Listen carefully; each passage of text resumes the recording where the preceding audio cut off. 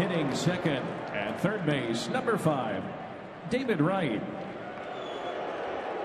Batting third and playing second base, number 28, Daniel Murphy.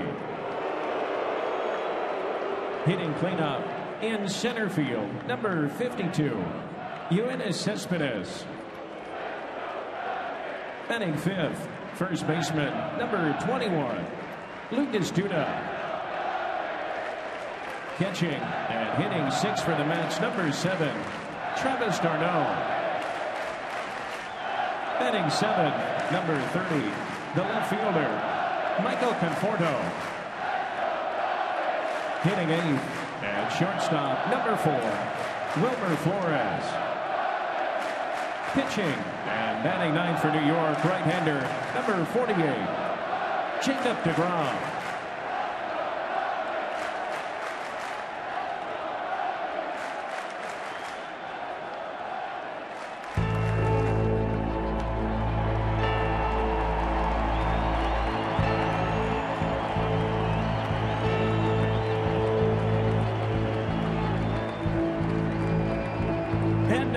Ladies and gentlemen, the starting lineup for your Chicago Cubs.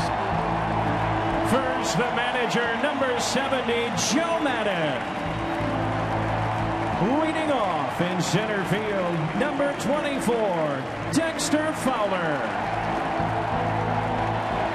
Hitting second in left field, number 12, Kyle Schwarber. Hitting third and playing third base, number 17, Chris Bryant.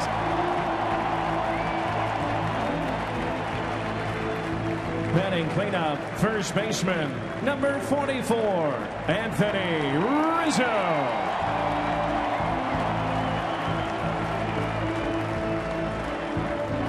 Batting fifth and playing second base, number 13, Starlin Castro.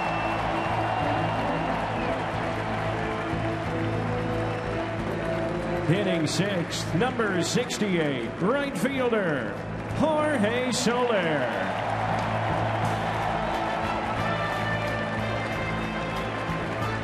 Catching and hitting seventh for the Cubs, number 47, Miguel Montero. Batting eighth and warming in the left field bullpen, right-hander, number 28, Kyle Hendricks.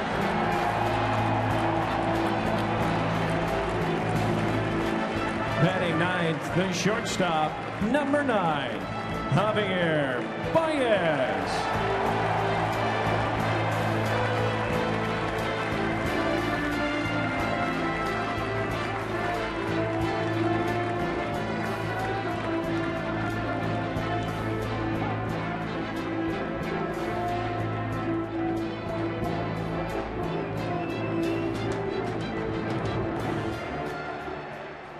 Ladies and gentlemen, at this time, please remain standing as this evening's colors are presented by the Marine Recruiting Station, Chicago.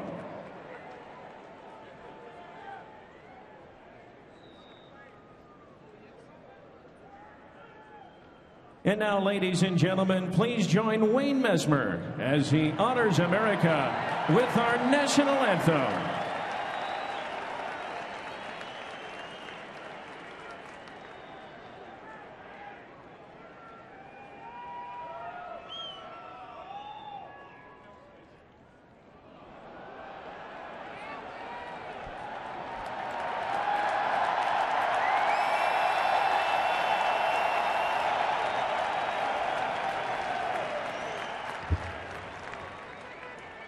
Oh, say, can you see by the dawn's early light what so proudly we hailed at the twilight's last gleaming, whose broad stripes and bright stars through the perilous fight o'er the ramparts we watched were so gallantly streaming, and the rockets' red glare, the bombs bursting in air, gave proof through the night that our flag was still there. Oh, say does that star-spangled banner yet wave for the land of the free and the home of the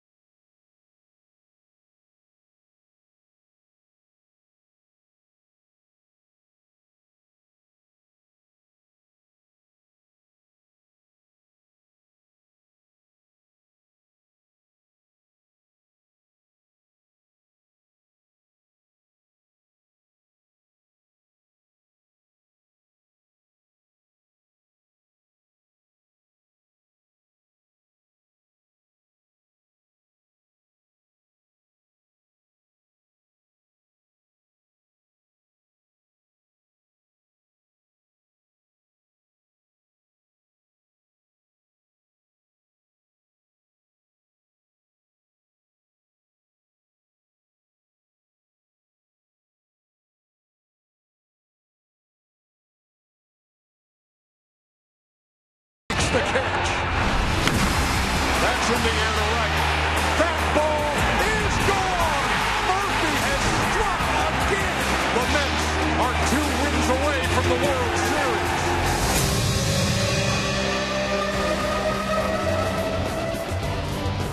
Tonight we are in Chicago, and we are at the second oldest ballpark in the big leagues, famed Wrigley Field, where tonight the Cubs host an NLCS game for the first time in a dozen years. The 2015 National League Championship Series coverage on TBS is presented by Exxon and Mobil.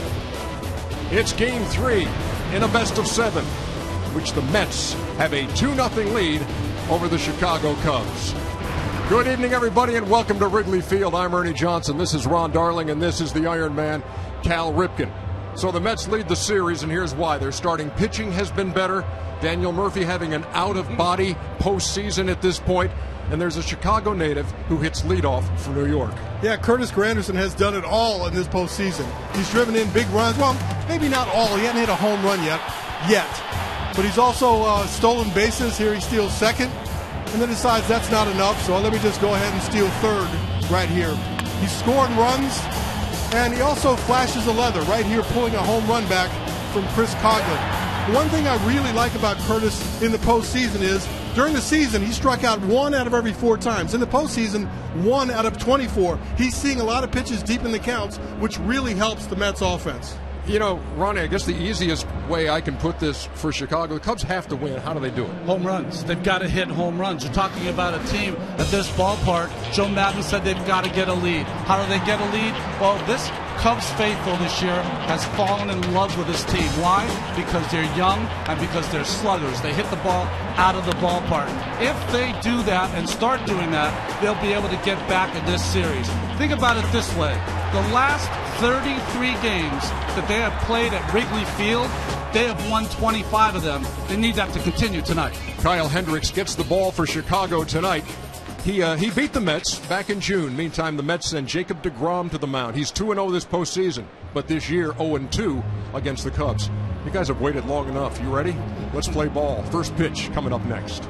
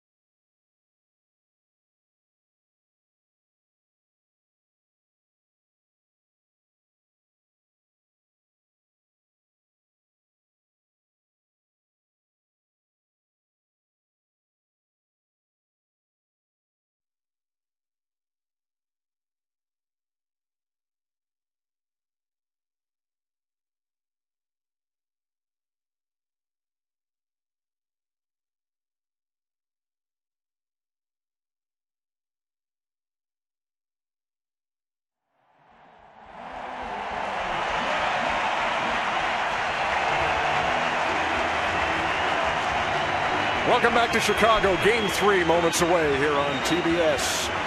Great look at Wrigley Field from above. The Cubs have just taken the field, and well, you know, it was cold those first 2 nights in New York. 72 degrees here at game time. A little bit of a chance of rain, and other than that, just an ideal night for Game 3. Tonight's batting order presented by Exxon and Mobil. Curtis Granderson in the leadoff spot again for the Mets, followed by David Wright. Daniel Murphy has homered in 4 straight postseason games. Yoenis Cespedes in the cleanup spot, then Lucas Duda. Travis d'Arnaud behind the plate. Michael Conforto gets the start in left field. Wilmer Flores at short, and Jacob deGrom does the pitching for the Mets. Well, very simply, when you watch Kyle Hendricks pitch, he's not a guy that's going to overpower you. When you watch him, if he's around the knees and he's getting the ball in on the left-handed hitters, he'll have great success tonight. Yeah, setting the defense behind Kyle Hendricks tonight. There he is on top of the hill, throwing to Miguel Montero behind the plate. Moving around the infield, you got Chris Bryant at third, Javier Baez at short, Castro and Rizzo on the other side of the infield. Moving to the outfield, Dexter Fowler is patrolling center. Schwarber and Soler are next to him. Good look at Curtis Granderson. You heard Cal talk about him as we came on the air. 2 for 6 in this series, and for the postseason, 375. He's 9 for 24. He's knocked in 7 runs. Played great defense. Stole a couple of bags the other night, and he has been the catalyst for this Mets attack. Well, he has been all season long. He has increased his on-base percentage. He had 91 walks during the regular season. Still strikes out a lot, like you were talking about in the open, Cal, but has really been the glue to this lineup all season long. Chicago native, still lives here, works out here in the offseason. And he steps in to lead it off here in Game 3. And the Cubs put the shift on Granderson with the 3 infielders on the right side. Kyle Hendricks into the wind, and there's a strike. Ted Barrett calling the balls and strikes tonight.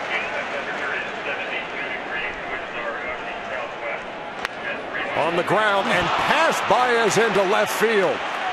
Granderson a wide turn and then returns to first. That was really interesting. Baez made a statement by walking in to take away the bunt. Curtis answers that by slapping it right past him. Well, he tried to play that off to the side, and it cost him. Took a little funny hop, Cal. But you're right, because he was so close to Granderson, it got on him too quick. He's used to reacting much longer in a reaction time at shortstop, where he can see it, see the hop. Right then, he was in an area that he's not in very often. E6 to start off the night. And here's David Wright.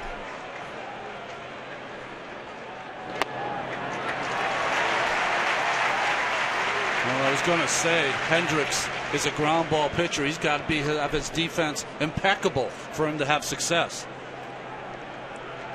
Hendricks was 8-7, ERA of 3.95, 32 starts this year. And there's a strike. No balls, 2 strikes to David Wright. And Hendricks is the kind of pitcher you can hit and run with. Not in an 0-2 count, but a sinker ball. Power guy, you can throw the ball by you. A sinker guy, you're going to hit it on the ground anyway. Might as well get the runners running.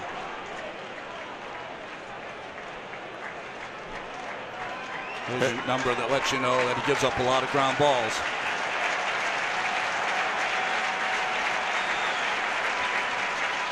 There goes Granderson. Throw by Montero. He got him.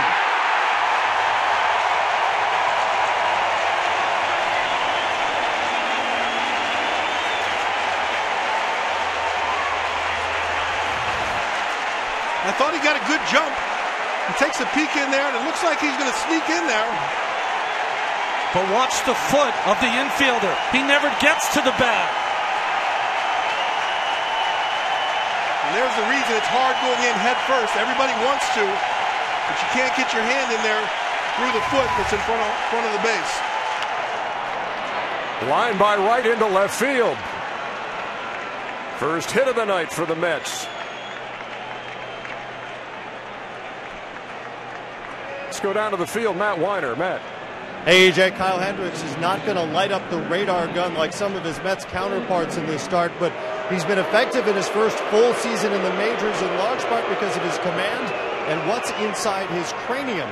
No surprise, a guy who pitched collegiately at Dartmouth is one of the most cerebral players pitching coach Chris Bosio has ever worked with. Hendricks pores over every bit of data he can get his hands on before a start, looking for tendencies of both hitters and even umpires, and seeking the best way to use an arsenal that includes 3 different types of changeups. Joe Madden said he sometimes wishes Hendricks knew a little less. In fact, he wants him to get out of his head. The number one on his to-do list tonight is something that you don't need an Ivy League education to understand. Keep the ball down. Remember, he gave up 3 homers against the Cardinals in Game 2 of the NLDS. Facing a guy who's hit 5 in the postseason in Daniel Murphy, and that's out of play.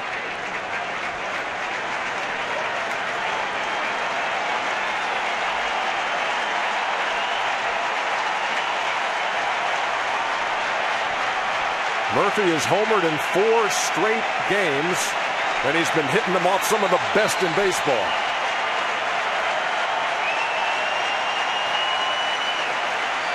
The 0-2. Strike 3 called, 2 down.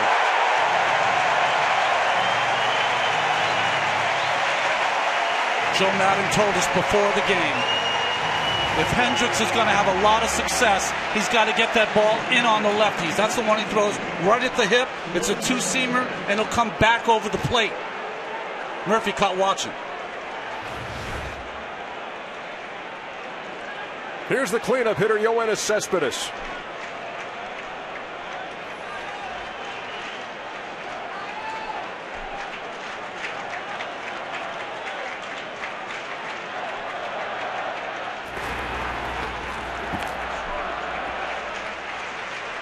Cubs starters in the postseason been touched up in the first inning, giving up 8 runs, including 4 home runs. Hendricks trying to get out of the first unscathed. Cespedes continues to wait, and then Ted Barrett calls time.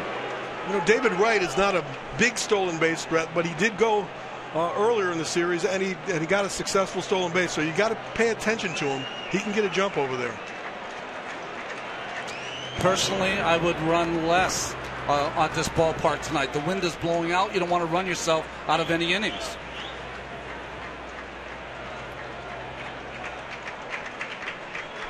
Hendricks, the Game 2 starter in the DS against the St. Louis Cardinals. No decision,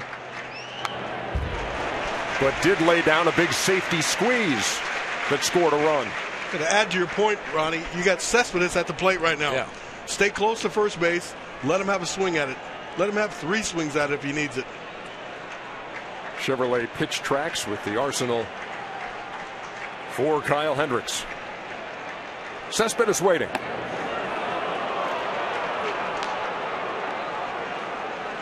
In that percentage of pitches, I didn't see 3 different types of changeups.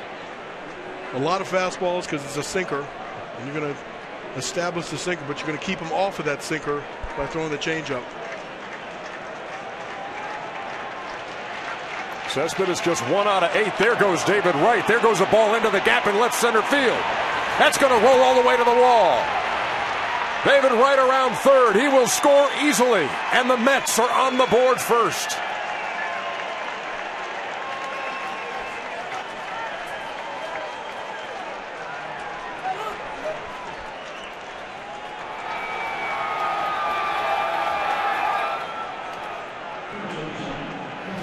I can't say this was your classic hit and run, but it has the same sort of results. Wright takes off, and he drives this ball into left center field. Good base running where Wright sees it, recognizes it in the gap, and does not hesitate, scoring all the way from first. Well, we talk about those first inning runs, and you talk about the importance of jumping out in this series and grabbing a lead, and the Mets have done it again. Here's Lucas Duda. Just 2 for 21 in this postseason. He's struck out 13 times.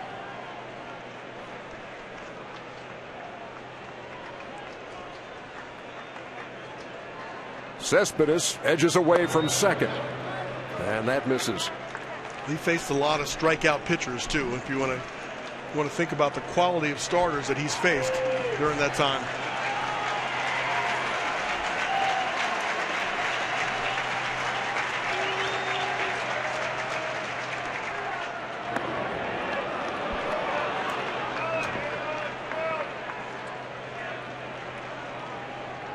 How big was that caught stealing on him?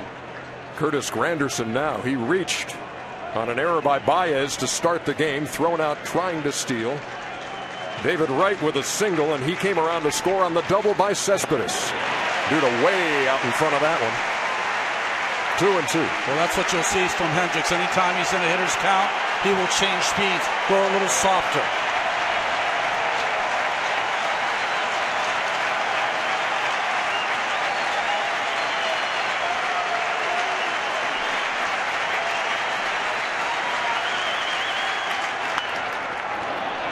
In the air to left, over there by the line. Schwarber on the run, and he makes the catch.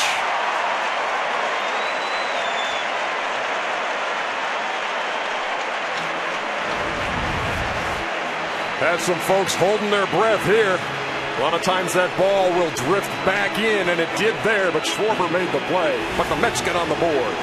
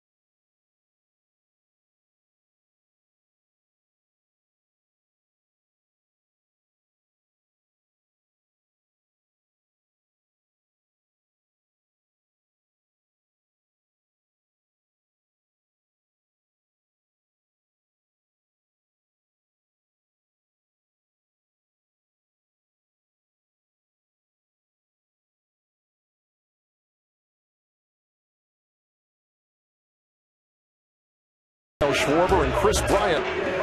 Anthony Rizzo hits the cleanup hitter. Then Starlin Castro, Jorge Soler, Miguel Montero, Kyle Hendricks, the pitcher in the 8-hole. Joe Madden likes to do that from time to time. And Javier Baez, the shortstop, bats ninth. Jacob deGrom throws a strike to Fowler. 0-1. Well, deGrom has been so excellent in the post so far. 20 strikeouts and only 13 innings pitched with a couple of runs given up.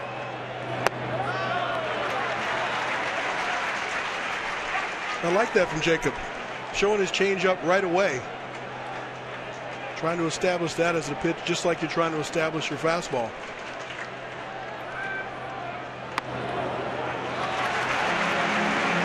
2 balls and a strike. DeGrom with the bookend victories on that National League Division Series triumph over the Dodgers, winning games 1 and 5 on the road. Missed again, 3-1. Only against Kershaw and Greinke.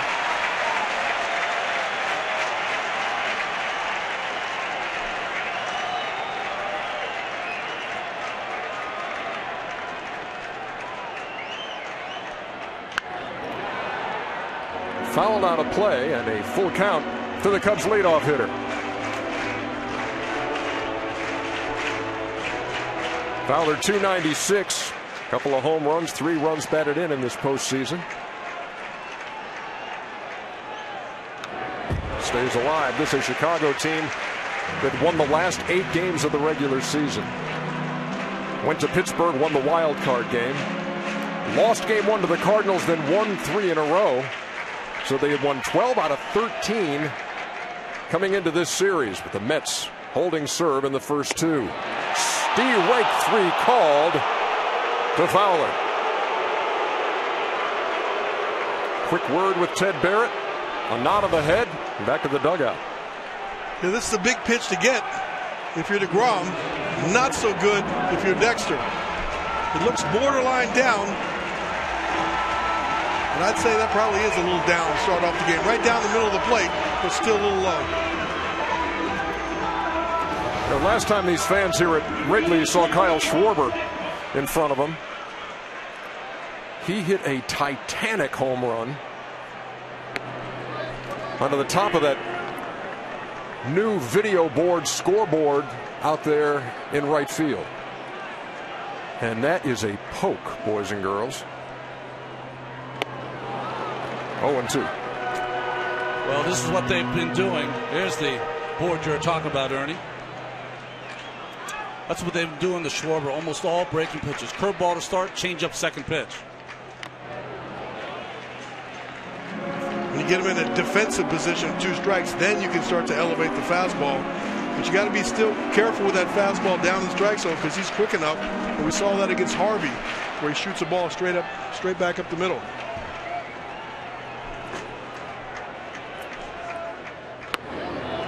0-2, wouldn't chase. A ball and 2 strikes.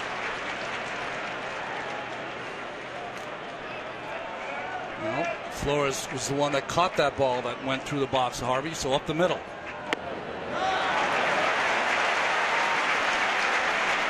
I like how he's pitching, though, to start the game. Before, in the other 2 starts, it seemed like he didn't introduce his changeup to the second time around or the second or third inning. You've seen a fastball, curveball, and a bunch of changeups here early. Second straight hitter has run it full. Chris Bryant, probably the National League Rookie of the Year, waiting on deck. It wouldn't surprise me if this is a changeup too. Well, with a fastball. That's in the air to left center field. That ball is well hit. Conforto is back. Forget about it. Kyle Schwarber, opposite field. Tie game.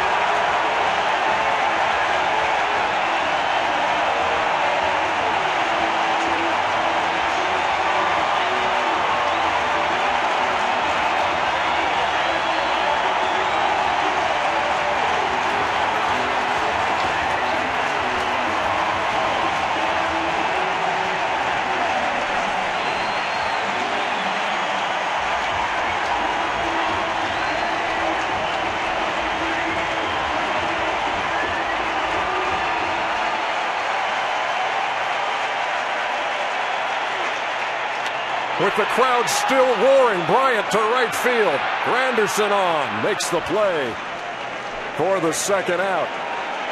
Well, you talk about all the home run power the Chicago Cubs have, and 9 of their 10 in that St. Louis series coming here at Wrigley. And Schwarber has definitely proved that he can hit the fastball. And that's why I was thinking he might come back with a changeup with a 3-2 count. That ball was actually off the plate and a little up. Shows you how much power Kyle has to the opposite field. Watch these Cubs players. They get into the clapping and Rizzo at the plate.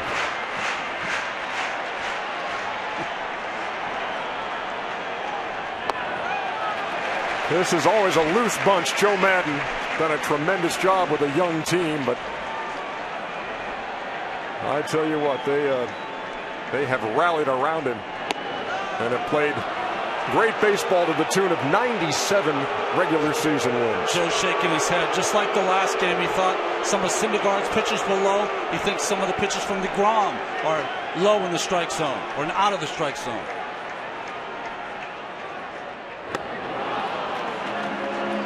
Took something off and he's ahead. A ball and 2 strikes. And from a hitter's perspective, you can get frustrated and start to expand that strike zone down.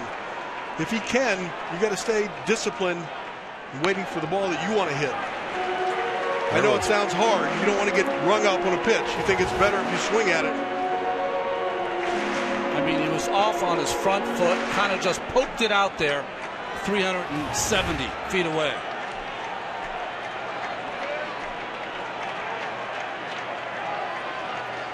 The 1-2 to Rizzo.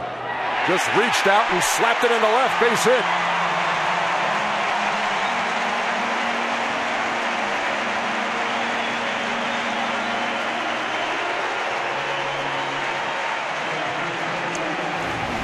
A really good start for the Cubs offense. And Rizzo showing you he can cut down and have a 2-strike swing. He's got a little choke up on the bat. Just puts the barrel of the bat to the ball and delivers a single to left field. Well, the Dodgers had DeGrom on the ropes in his last start. Here's Jason Mott against the Dodgers, but they stranded a lot of base runners. What a place to watch a baseball game. Were you clapping just then, Ernie? You almost have to join in over here. Here's Starlin Castro. What a cut, 0-1. And I'll agree with you on that one. That was a cut. He was thinking home run. Get him a lead. During the regular season, DeGrom only gave up 16 home runs, but 7 of them came in the first inning. Another one here in the post. He gave up back-to-back to Bryant and Rizzo in his start here back in May. One of the 2 starts he made and the 2 losses he had against the Chicago Cubs. No balls, 1 strike to Castro. Rizzo with his lead at first.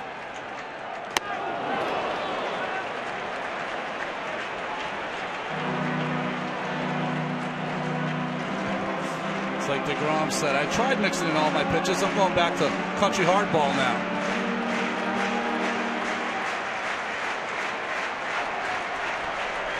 I think he wished he would have mixed the 3-2 changeup instead of throwing the fastball to Schwarber. On the ground into left field, base hit. Third base hit here in the first off DeGrom. And they're at first and second for Jorge Soler. Well, right there, Darno was calling for the ball in. DeGrom missed right down the middle, and that's why it produced this hit. Just missing his spots. Good top spin.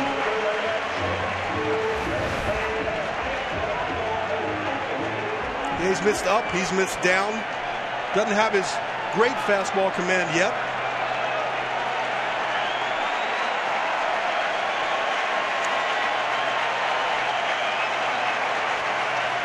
Soler waiting on DeGrom.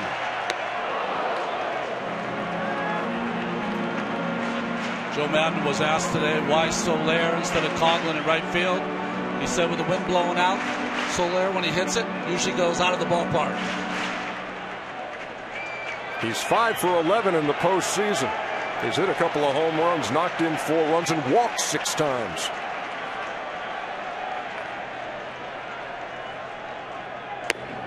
One sails outside, count even. A couple of tight sliders, one at 90, one at 89 miles an hour. So now we've seen his basic 4. Cubs have done a good job of seeing all of those pitches this early in the ball game.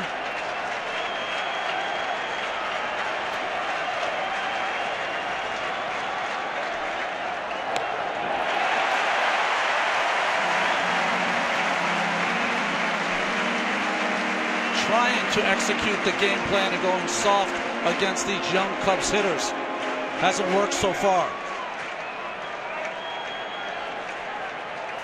Well, Soler can definitely turn around a fastball. Schwarber can definitely turn around a fastball. 3-1.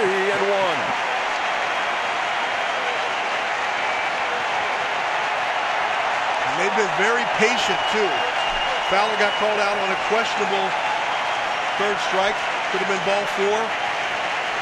But they're looking for their pitch, and they're getting ahead in the count.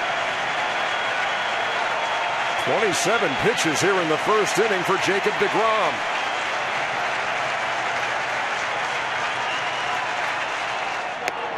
There's a strike, so Soler had taken a couple of steps, which will not endear you to anyone. Calling balls and strikes. d'Arnaud does a good job of presenting this. Catches the ball up, down on one knee. Wasn't much difference in the pitch before, maybe except with the presentation by d'Arnaud. Runners will be on the move with a 3-2 pitch. deGrom to the plate. On the ground to short. Flores throws across and gets him. But after the Mets scored in the top half, the Cubs had an answer. The Hulk goes deep.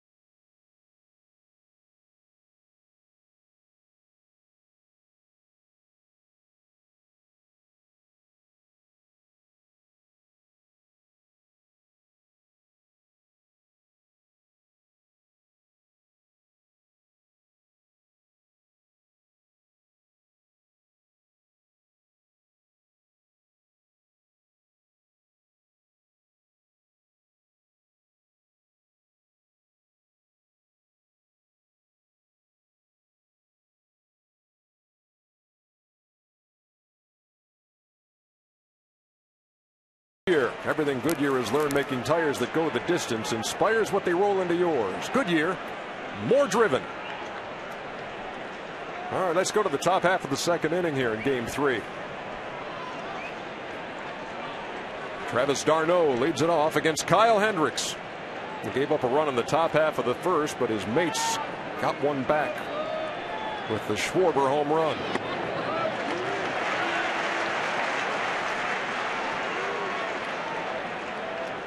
d'Arnaud has homered once in the series, twice in the postseason.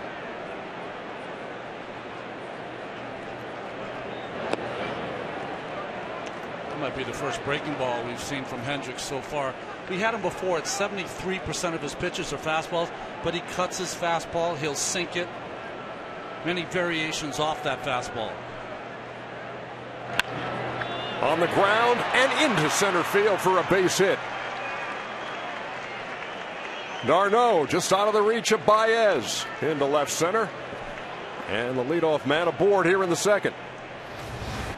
Looks like one of those cut fastballs or a little slider. Darno hits it pretty hard. Infield is playing pretty fast right now. That ball got through there.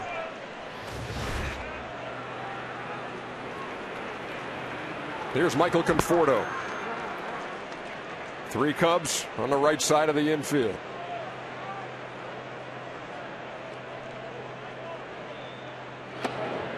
And that is upstairs, 1-0.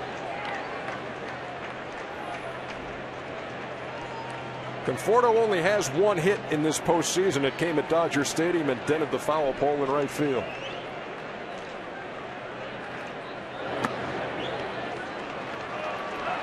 Almost knocked the foul pole down. That ball was hit. That was the 115 miles an hour, wasn't it? That was that bullet that got out in a blink. Man, was that a rocket. Well, it's interesting that Chris Bosio is the pitching coach coming out to see Hendricks. Wondering if there's an injury issue, but he's not coming out with a trainer. Well, one of his sinkers was 86.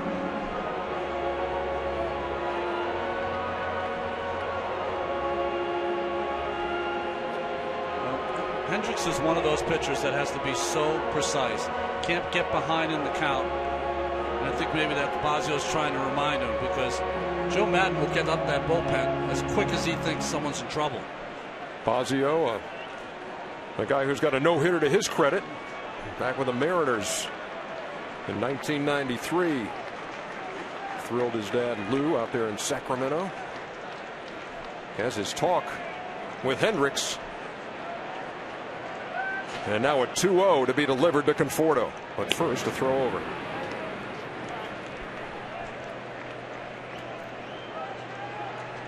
Called for a fastball in. I'm just wondering if they decided on a throw over. And that was not really the real pitch they're going to throw. Throw over again. Well, Hendricks has 4 pickoffs this year, so that's not even a good move. He's got a better one. Conforto's home run in LA, he pulled right down the line, but he's got great power to the opposite field as well. Darno's trying to get the dirt out of his pants.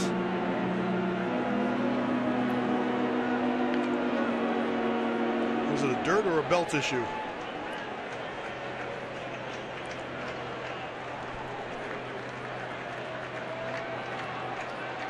Two balls, no strikes.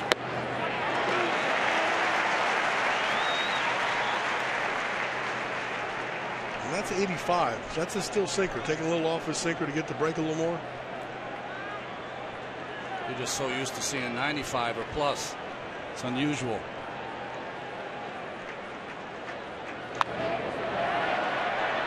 Popped him up over by the Cubs dugout and out of play.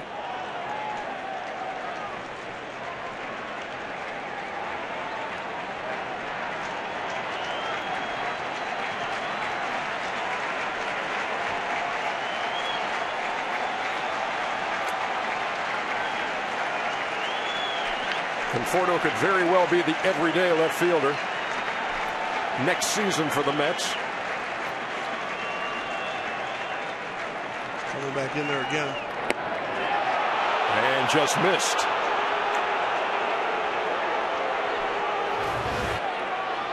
Tried that same pitch he used against Daniel Murphy that caught the inside corner. Ted Barrett, home plate umpire, said it was off the corner.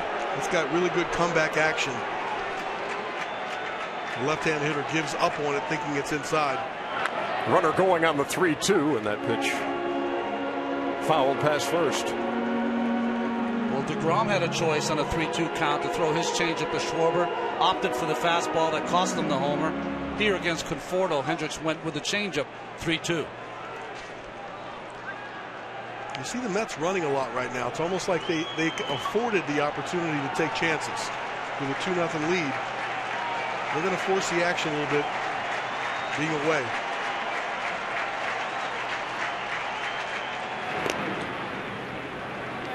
Darno. Getting as prone as he could.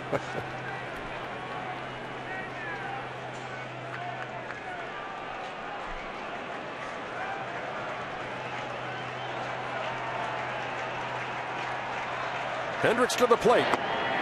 In tight. Ball 4. 2 on. No out.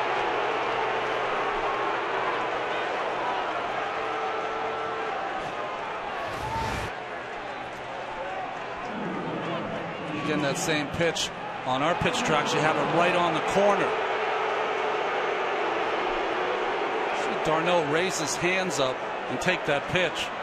Montero brought it back over the inside corner. Yeah, you can almost tell a little bit Montero's trying to push it back to the inside corner, so he thought it was inside as well.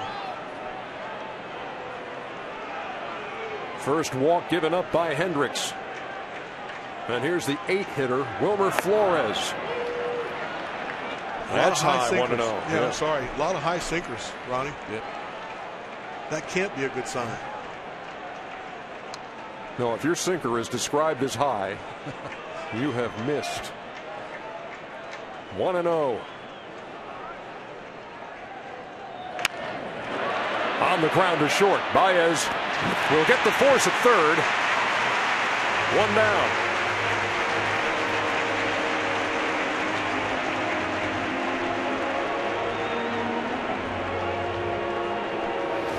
That's a real interesting play right here. Realizes it right away that it might not be a double play ball. Let me charge it and get a force out of third, keep the double play in order, and not letting them get a runner on third with less than 2 out.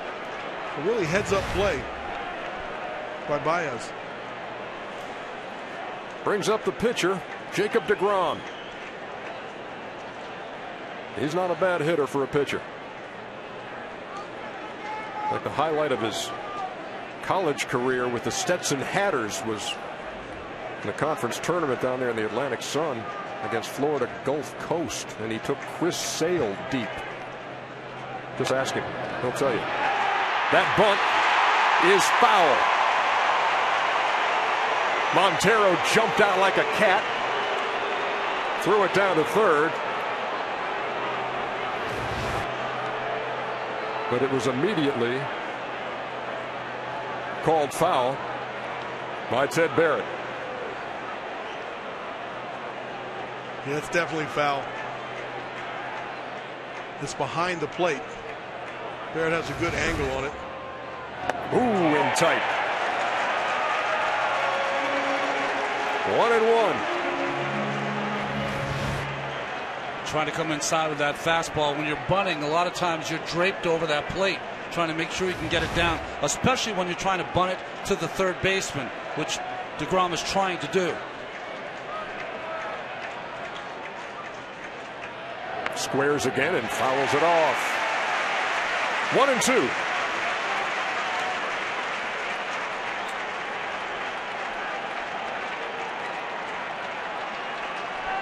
I mean, give me the logic. So you move 2 runners up and give a chance to drive in 2 runs here. He's a pretty good hitter. Runs really well to first. I guess we'll find out now with 2 strikes. I think he'll be swinging here.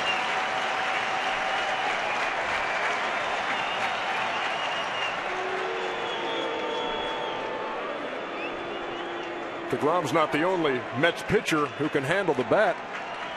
Mets pitchers knocked in 28 runs, and most in the National League this year. That missed. 2-2. You pitchers always took pride in your hitting, Ronnie. Well, you know what's good about the Mets ball clubs? They've got a lot of young pitchers that are very talented, not only in the mound, but good athletes. So it's a competition kind of thing. deGrom waiting on a 2-2 from Hendricks, and he struck him out. Oh, fouled it. He just did get a piece. It looked like it bounced up into his glove. There it is, right to the ground, right up in his glove. It happens so quick, it's hard to see. Montero again trying to sell it. I was buying. The 2-2. Full count. You're trying to keep going in there with that fastball, not getting the calls from Barrett. I thought that pitch was definitely off the plate in.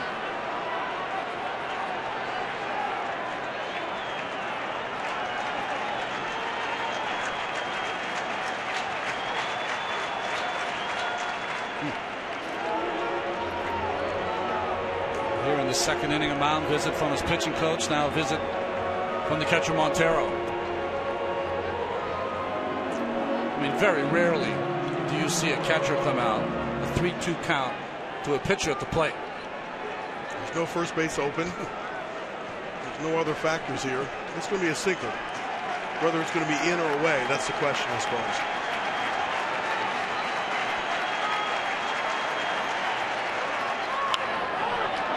To short. There's one. There's two.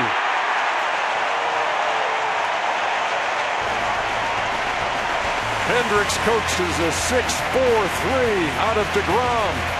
Cubs get out of the inning.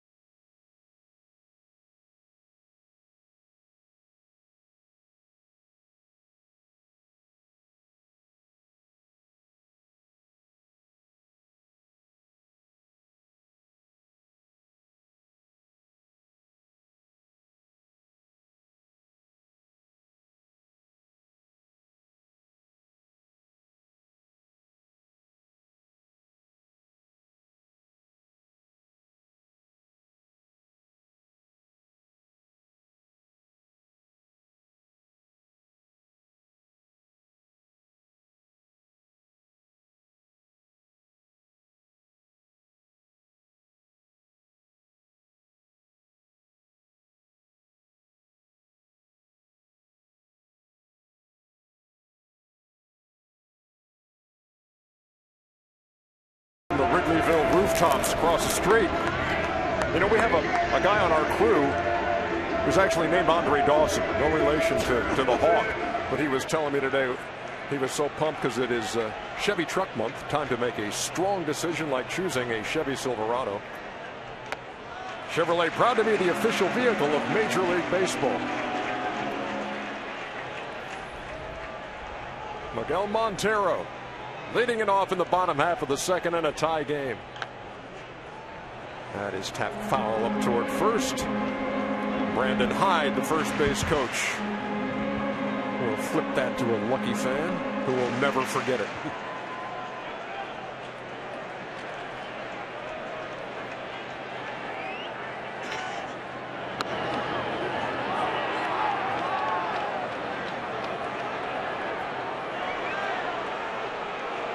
1 ball, 2 strikes to the Cubs catcher. Does 2 for 17 in the postseason. That's way upstairs. Count even, 2 balls and 2 strikes. We know DeGrom likes to get a lot of strikeouts up in the zone, but if you go too far up, they're able to lay off it.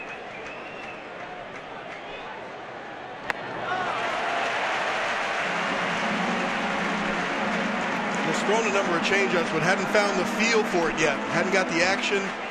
It's either up and away or way down too low.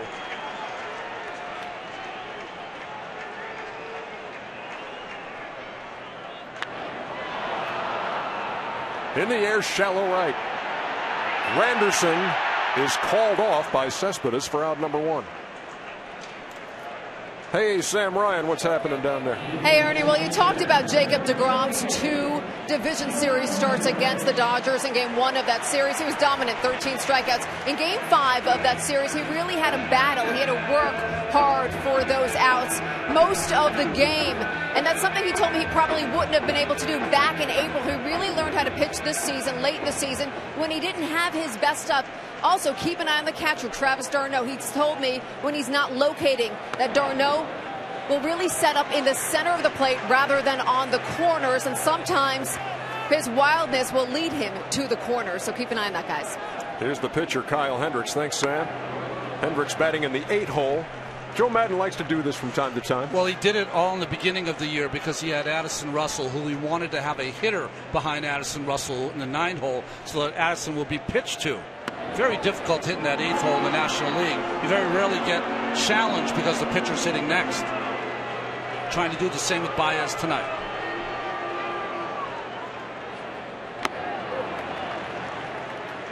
There is the 2nd strikeout of the night for DeGrom. And that brings Javier Baez to the plate.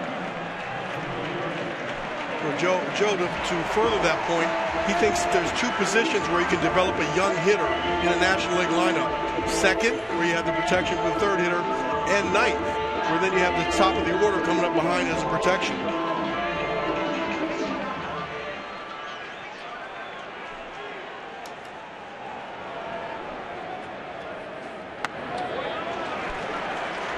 After Sam mentioned that, I'm watching where d'Arnaud is setting up, and he's staying, a lot of his body is staying on the plate.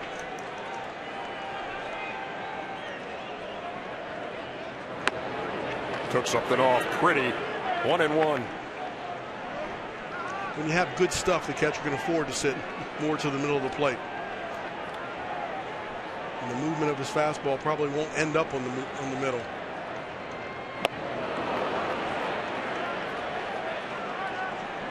A ball and 2 strikes to the Cubs shortstop.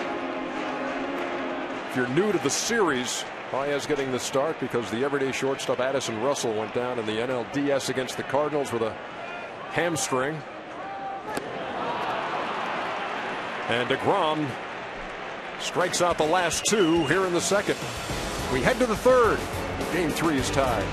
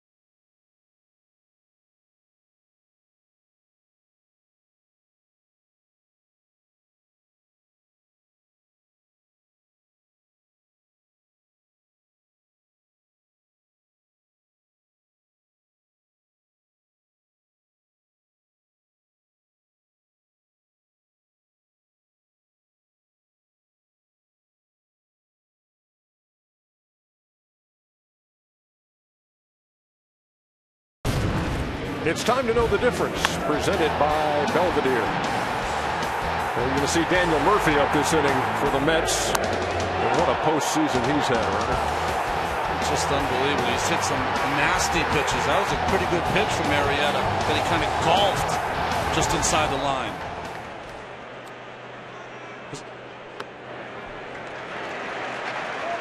Curtis Granderson leading off as we move to the third. Reached on an error his first time and was thrown out trying to steal.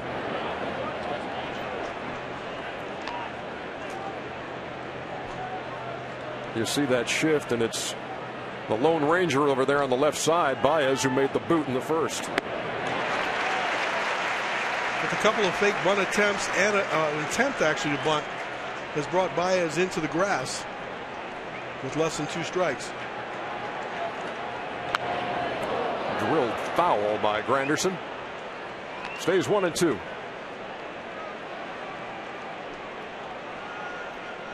So pulling that 2-strike pitch foul, the 86 inside, definitely make him susceptible to a changeup. They're going fastball away.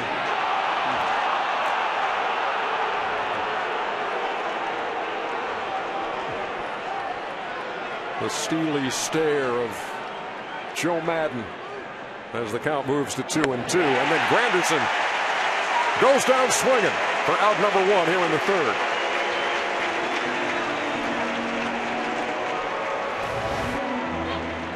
We see the changeup grip. So Hendricks is starting to establish his changeup. He did it right in that at bat against Granderson. The way Granderson pulled that sinker foul that far out in front of it, you got to say that he's not waiting, he's not seeing it. That's reading the pitch. They tried to get a called strike on a fastball away, but then went back to the changeup, and he was clearly out in front of it. Here's David Wright. Singled his first time and scored the New York run.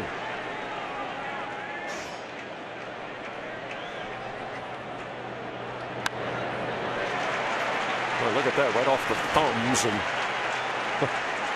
almost into the dugout.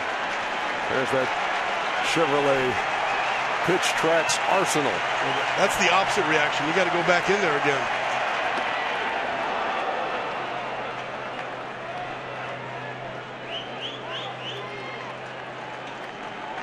Let's see if they do now. A setup pitch going back in.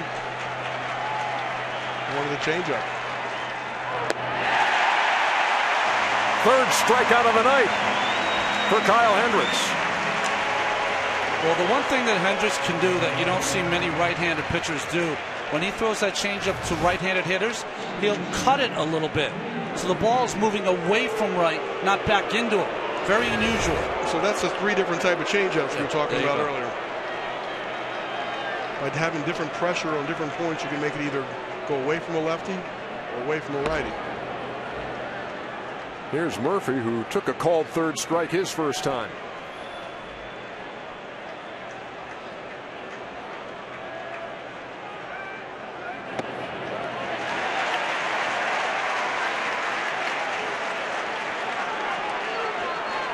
I love that. No further. He said that wasn't a strike, or that's on the bottom of the strike zone, no further.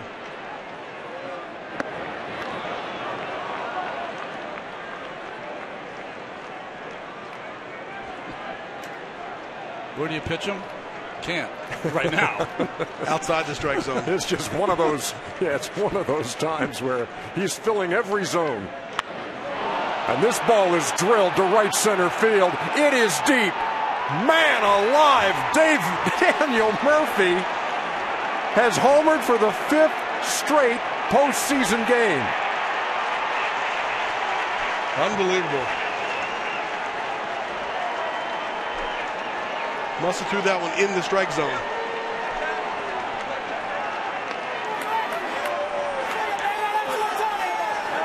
Even if you're a teammate of a guy this hot, you start to shake your head. So that sinking fastball away, but it was up. And Murphy's not missing any pitches right now.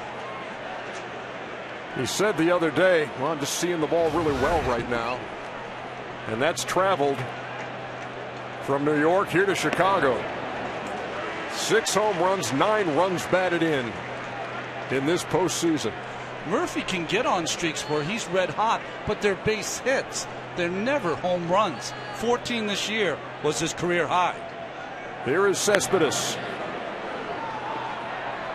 Well, I wouldn't try to figure it out if I was him. Just let it roll.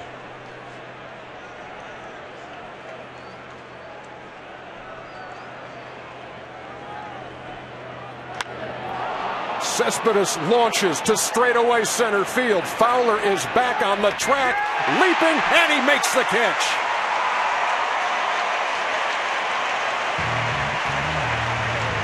Cespedes hit it a ton. Not quite enough. Fowler into the ivy, but it's a 2-1 game.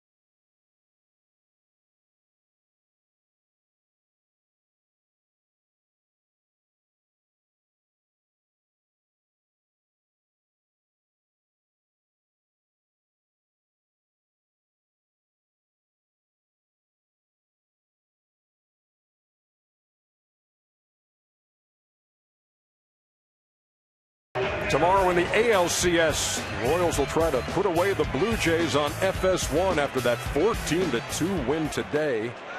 And we've got the fourth game in this series tomorrow night on TBS. Game 5, if you need it, on TBS on Thursday. Top of the Cubs order here in the third, and Dexter Fowler. Ball and a strike. Well, the Cubs answered last time the Mets scored, and I'll see if they can do that again here in the third.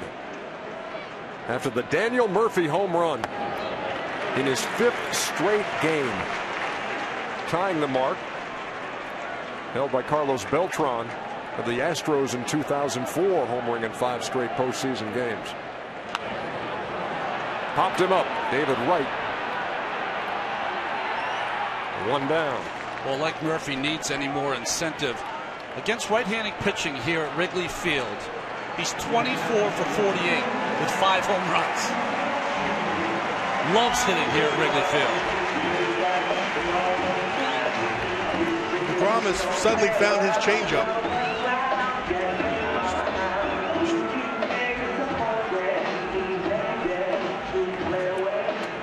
Well, here's Kyle Schwarber.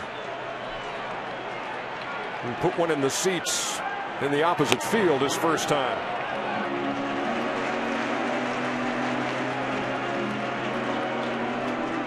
Well, he should take the fastball out of his mind right now because I don't think he's going to get one to hit. So he should either pick the changeup or the breaking ball.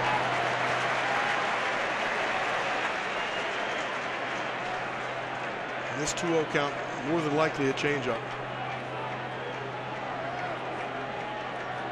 Here it comes. Caught the corner for a strike. 2-1. Schwarber with 16 home runs in his 69 regular season games. 5 now in the postseason. And that stayed downstairs. 3-1.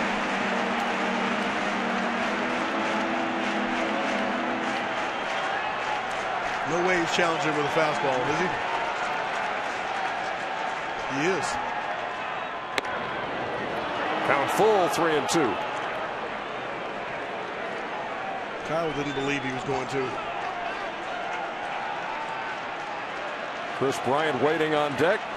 3-2 from DeGrom. Stays low. Ball 4. Runner on with 1 out.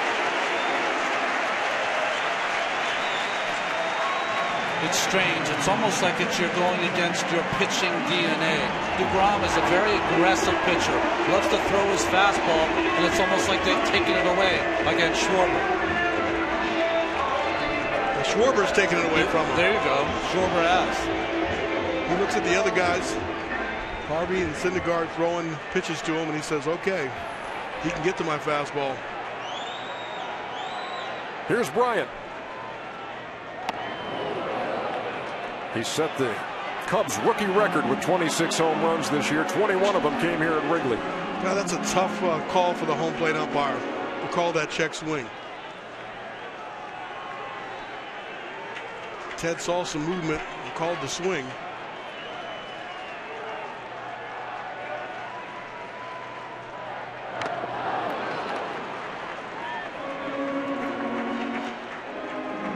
Umpires tonight: Ted Barrett behind the plate, Paul Emmel at first, Eric Cooper at second, Bill Miller at third, and down the lines, Mark Wegner and Tim Timmons. Mark Wegner just appearing on the scene and switching places with Rob Drake, who's the replay official, being assisted by Mike Estabrook tonight in New York. And Bryant goes down swinging for out number 2. 4th strikeout for DeGrom. Suddenly that changeup has become the strikeout pitch. Well, DeGrom misses the spot with the changeup, but still, the speed differential gets him out in front.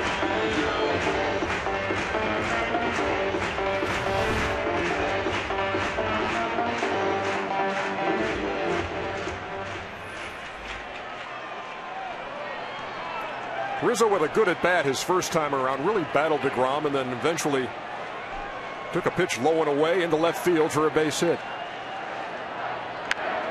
This is on the ground, and Flores on the run throws him out. 3 innings in the books at Wrigley Field in Game 3 of the NLCS, and the Mets lead it by 1.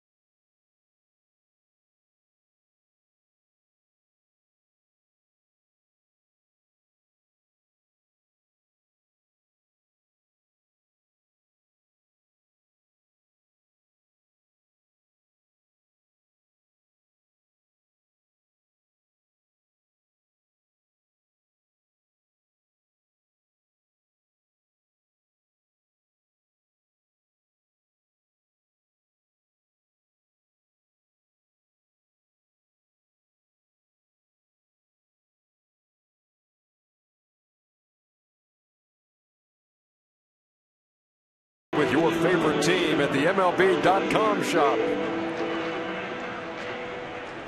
Move to the 4th inning here at Wrigley Field.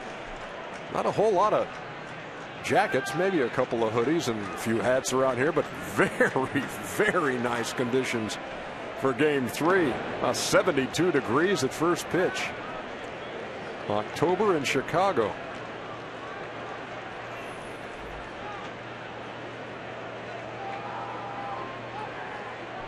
Lucas Duda flied out to left his first time. Comes up empty there, a ball and a strike.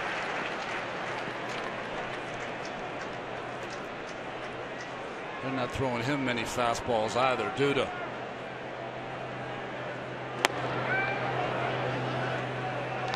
I thought he took some good swings in the previous game. This is a different challenge from Hendricks.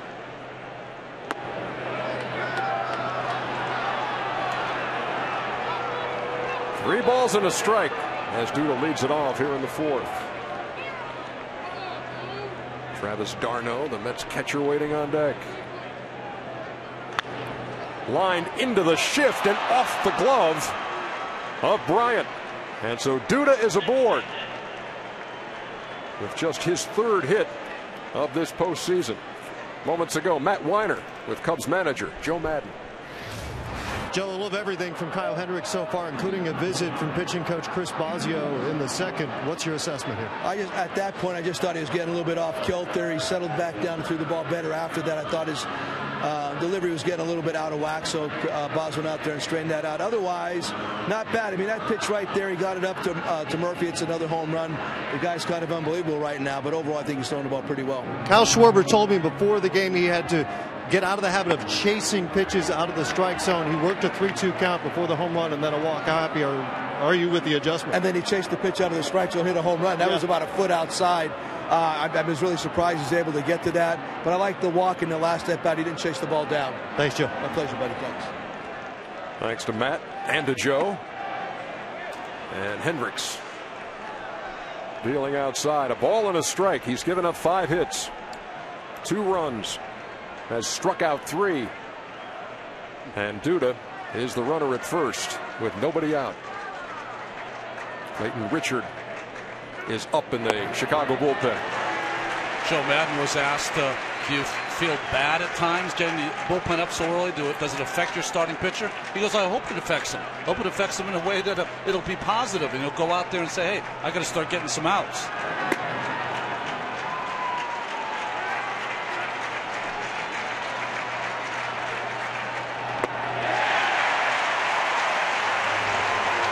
Strikeout number 4. Hendrick must have taken a quick look out there at the bullpen. Went to work on d'Arnaud. Well, Joe Maddon has said that he just does in the postseason. His tolerance level for starting pitchers goes way down.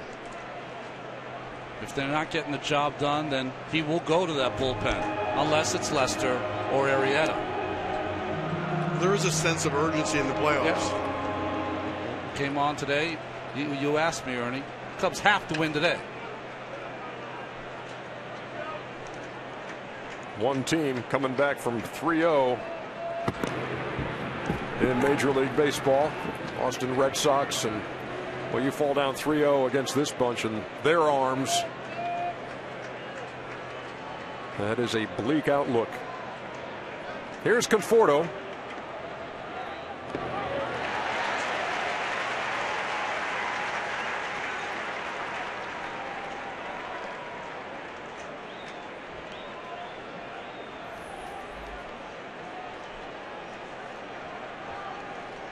Michael made up his mind he was going to hit that sinker on the first pitch. Got fooled by the changeup in the dirt.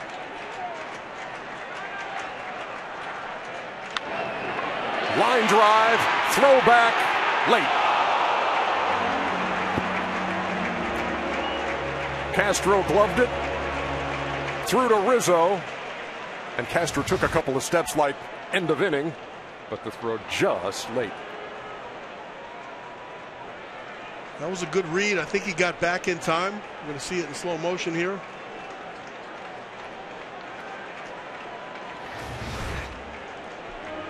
couldn't tell from that angle, but was their foot blocking the base as well?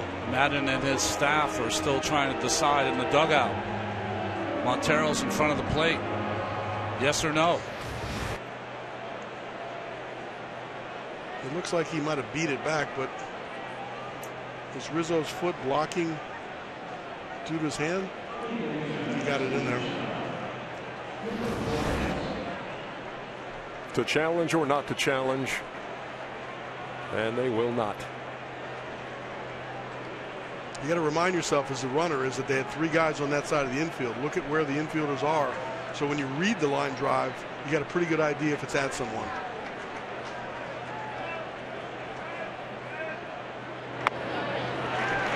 Two down as Flores takes a strike.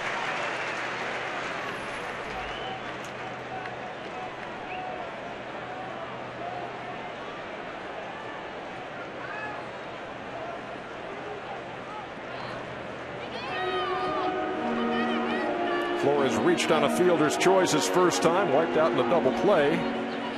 Hit into by DeGrom. For a team that didn't steal a whole lot of bases during the regular season, they're getting a lot of throwovers today.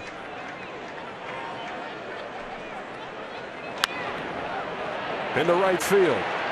Soler had him played perfectly. And that'll do it for the Mets in the 4th. We head to the bottom half in a 1-run game.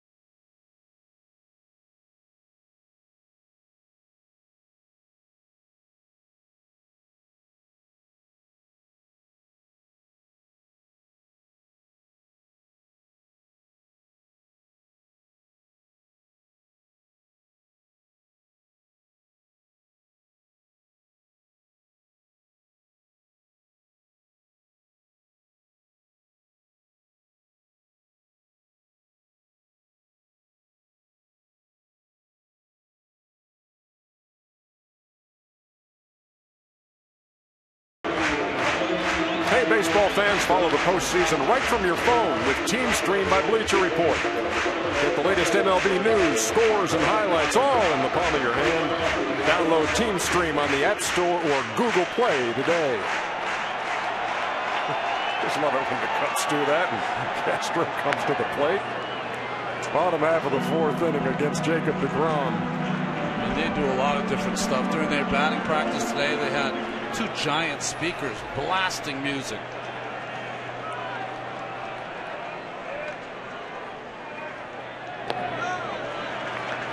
In this series, The Cubs are 0 for 19 from hitters in the leadoff spot in an inning. They've had a walk and a hit batsman. One reason they have not had a lead in this series yet. Well, that ball almost ate Murphy up. He recovers and throws him out. One down. Moments ago, Sam Ryan with Mets manager Terry Collins. Terry, we've seen these taxing high-pitched first innings by Jacob thus far. Does his experience and success in the past help him through this? Well, it does. I mean, you know, he's had to battle a couple of times when he hasn't had his best command, but, you know, we got to get him going. We got a long way to go in this game, and I don't want him to burn out too early. Daniel Murphy again, but Lucas Duda getting the hit there. How does this help him? We know he's been streaky. Can this jumpstart him? Well, it's got to. He's a huge part of our lineup, Sam, and we've got to get him going. If we're going to continue to, you know, have success in postseason, Lucas Duda's got to get going. And we just saw John Neese. He just arrived. Is he available? Yeah, he's available. He just got in, and you know, we'll have him throw a little bit to loosen him up. But he said he's okay, ready to go. Thanks so much, Terry. Okay, thank you. In the dirt to Soler, of course. Jonathan Neese losing his grandmother, and spent Monday in Ohio, and then drove back today. And again, as Sam points out, in uniform. He and his grandmother very close, so a difficult time. And he came on the other day in the wake of that, and a big strikeout of Anthony Rizzo in a key spot. He looked to the heavens as he walked to the dugout. 3-1 to Soler. Guys, I had a chance to talk to Jacob deGrom's college coach Pete Dunn the other day on the phone, just to see what his memories were of deGrom at Stetson. That ball is drilled to center field, and it is gone. Soler goes deep to tie the game.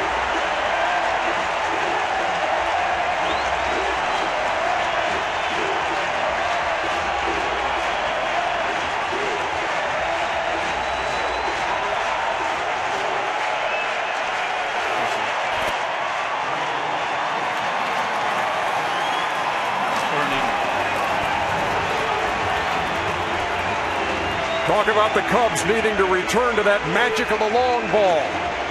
And they've done it twice here off deGrom as we play in the fourth. Schwarber in the first. Soler here in the fourth to tie it at 2. It's a 3-1 fastball out over the plate. Right in Soler's power. He delivers it to right center field. That's why he's in the lineup. That's a mile high, and Cespedes makes the catch. But Pete Dunn, his coach at Stetson, said, you know, he was a shortstop coming up, great range, good hitter, good arm, obviously. And his junior years, when he started pitching, he was a closer, then became a starter, and was so impressive he was able to get the Mets to draft him in the 9th round. I asked him how his hair was back then. He said, no, it was within regulations of what we have at Stetson. He said, but if he came back right now, I might have to change my grooming guidelines. Yeah, I think you would. Pinch hitter, Chris Coghlan, hitting for Hendricks.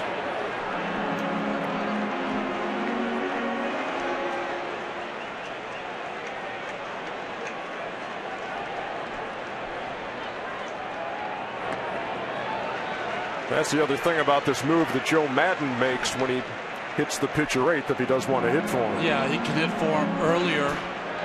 In the first start he had in the postseason, Hendricks went 4 2/3. Now only 4 innings in this start.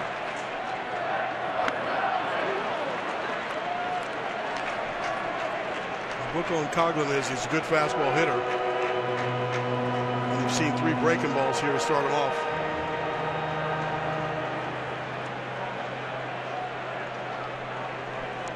He hit an 0-2 fastball almost for a home run. That was the ball that Granderson brought back.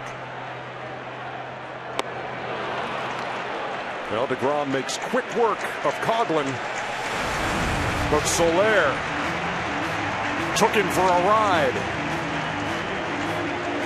And game 3 is tied.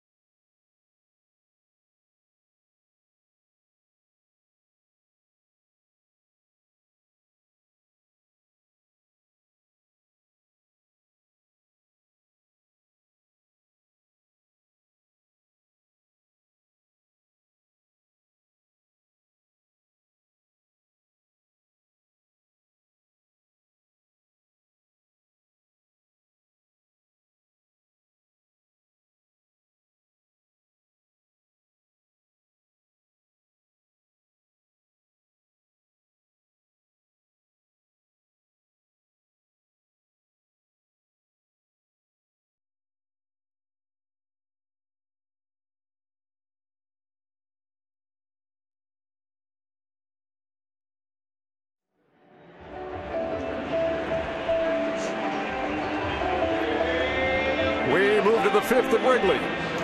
Jacob deGrom will lead it off. One more note on a conversation I had with his old Stetson baseball coach, Pete Dunn, who's been there 36 years. And Pete's in the American Baseball Coaches Hall of Fame. And what a proud year last year was as he watched deGrom win National League Rookie of the Year. Corey Kluber, one of his pitchers who went to Stetson, went AL Cy Young. That is a proud season to watch a couple of guys who wore the colors of the Hatters down there at Stetson. Clayton Richard is the new pitcher. Slapped to third. Chris Bryant for Rosenau.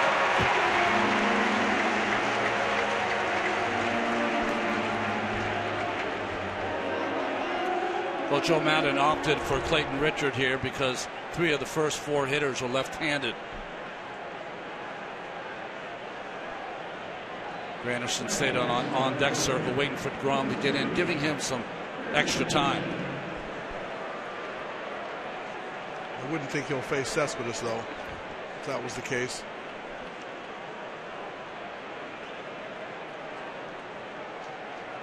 Granderson reached on an error his first time.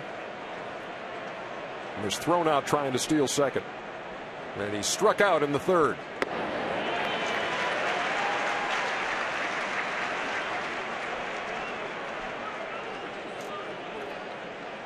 Cubs bullpen outstanding in the post.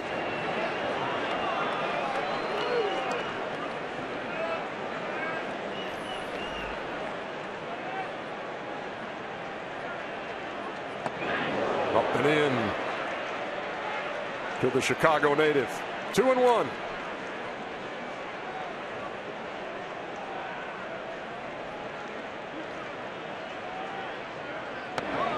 Nowhere near. 3 balls, 1 strike.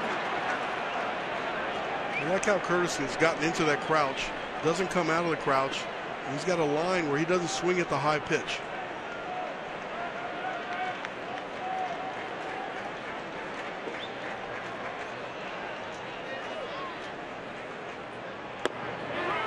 And in a 2-2 game, a 1-out walk to Granderson here in the 5th.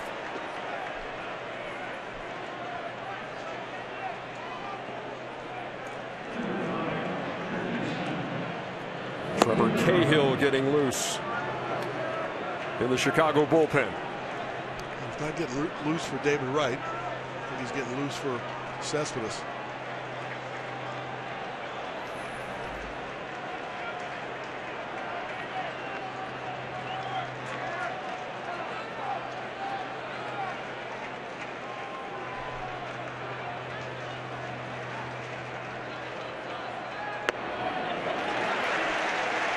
There's a strike to the Mets captain,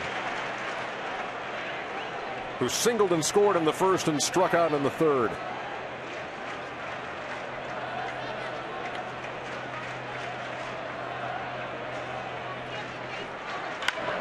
Well hit, base hit left.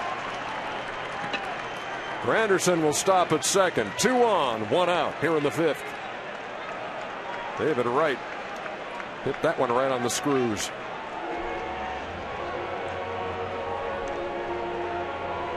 David swung the bat the last game pretty good. Only got 1 hit. Hit the ball hard his last time up. Looked like he might have found something in batting practice. Carried over till today. Got 2 hits.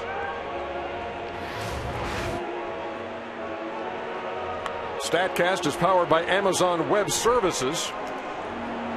This was Babe Ruth earlier today in the 3rd. Daniel Murphy. 6 home runs in this postseason. Clayton Richard on to face the left-handers. He got the pitcher DeGrom out, but he's walked Granderson. Wright's on first and facing the left-handed Murphy here.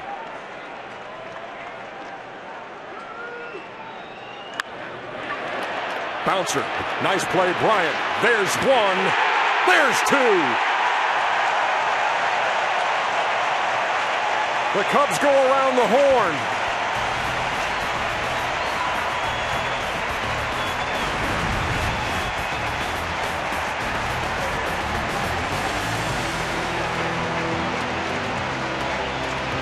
Still tied, middle of the 5th.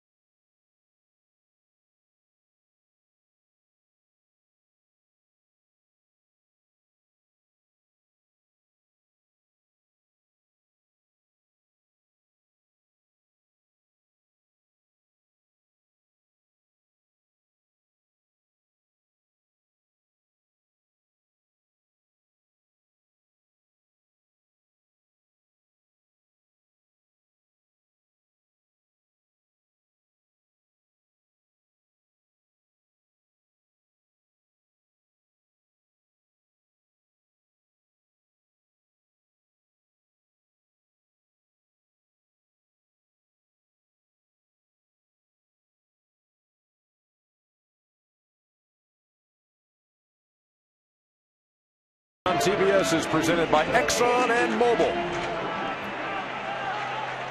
Bottom half of the fifth. Game 3 of the National League Championship Series with the Mets on top 2-0. Game 3 tied at 2. Javier Baez leading it off against DeGrom.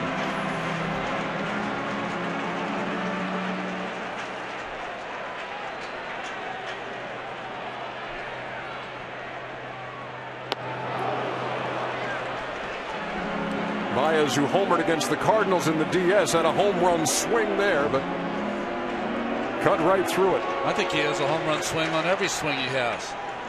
It's a big swing. Good power the opposite way to center field.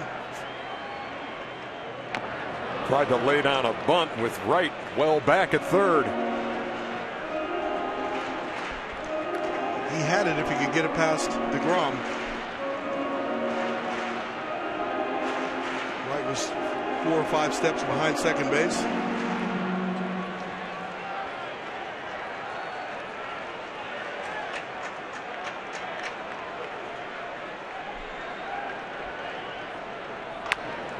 On the ground to Wright. Got him by a step at first. How about that double play to end the last inning, Cal? Yeah, great double play here. It's kind of a funny hop. And Bryant catches it and gets rid of it really quick, and Castro makes a really nice turn. Rizzo stretches out there. No doubt about it, he got him. Rizzo almost got stuck in that position. That was a hard double play all the way around. Bryant made it look easy. Castro with a nice turn, and Rizzo with a nice stretch and finish. Top of the order now, and Dexter Fowler. There's some question about Castro at shortstop for this team, but he's played a really nice second base. He was their everyday shortstop until Addison Russell came along. And quickly DeGrom jumps out ahead of Dexter Fowler, who was caught looking in the first and popped to right in the third. David Wright, that is.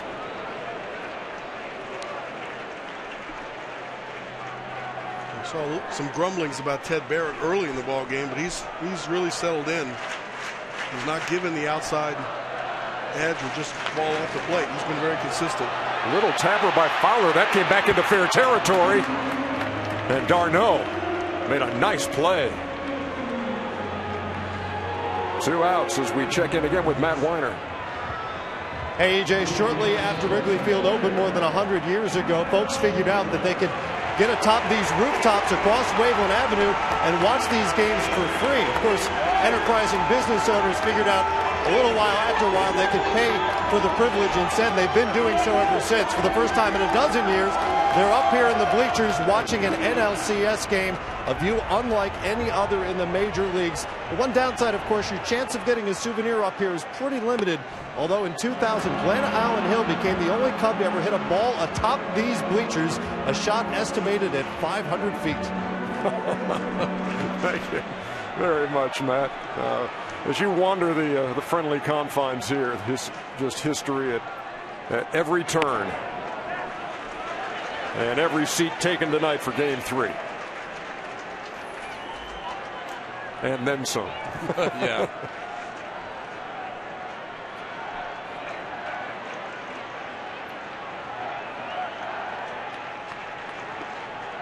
Ball and a strike to Kyle Schwarber, who put one in the seats and left his first time. Breaking ball after breaking ball. And here comes another one. Up the middle. Flores. That is a 1-2-3 inning for Jacob DeGrom. 5 in the books in Game 3.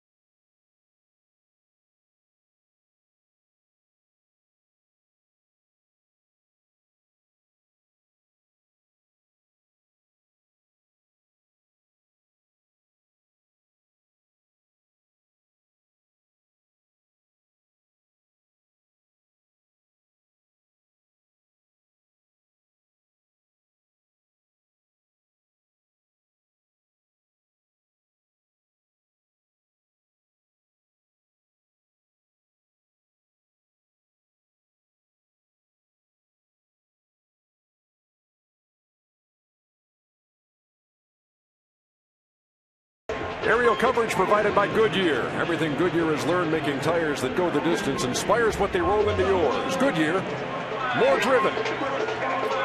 Share your play ball moments on Twitter and Instagram using hashtag PlayBall for a chance to be seen by millions of fans. MLB will retweet and regram some of the best moments on the official MLB social channels. Third pitcher of the night, Trevor Cahill, on for Chicago. Well, this is why you rely so much on your scouts. Trevor Cahill had a tough year, wasn't signed by the Cubs till the middle of August. They promoted him on September 1st, and he was outstanding for them. Now he's become an important relief man in the middle. We are zipping right along into the 6th here in a critical game 3 of the NLCS, and it's all tied up at 2. Cespedes swings at the first pitch and fouls it off. He has a good breaking ball, which we just saw right there, but he also has a real good sinker. I think that was the problem. He kind of lost his sinker or his release point for a while. He's got it back. And the changeup that he throws can be effective against left-handers. Cespedes goes the other way. Single into right. And that is how the Mets start off the 6th. Cespedes is 2 out of 3. Tries to throw that sinker, come back to the outside corner. Got too much of the play, got it up a little bit too. And Cespedes drives it through the infield to right field. With Lucas Duda at the plate, the Cubs shift, and third baseman Chris Bryant is 1 of 3 on the right side. Duda lays down the bunt. He's out at first, and then the Cubs alertly move to cover third, so that Cespedes couldn't go first to third. Pretty good technique. The ball was inside, running back towards the plate. Good hustle by Montero. We saw this in the postseason where third wasn't covered by the Dodgers. And Daniel Murphy took advantage that night at Dodger Stadium, going first to third on a walk to Duda. Now, many times that is a conventional responsibility of the catcher in a bunt to third base with a guy on first, because he's the closest guy. Shortstop's going to go to second normally, and he needs to recognize that he's the closest one to third. So that's a normal coverage. Go ahead run at second. Darno fouls it back. But Duda was just trying to beat the shift. Oh, absolutely. He wasn't bunting for a sacrifice. He wanted to bunt for a base hit. Like most hitters from the left side that are power hitters, they can't wait long enough. You saw Duda, he started to lean towards first before he bunted it. You could just stay in there and just bunt it hard to third. There goes Cespedes to third. There's the throw, way late. And another steal of third by the New York Mets.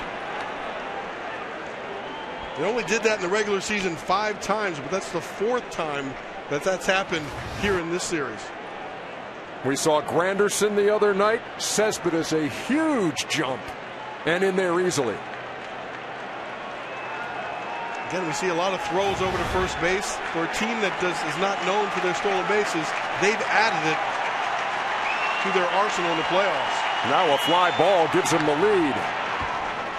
The Cubs bring the infielders in on the grass in a 2-2 game here in the 6th. Boy, Terry Collins been pushing the envelope, hasn't he? Yeah, he has, but that's really on the pitchers and the middle infielders for the Cubs. They've got to hold those runners better.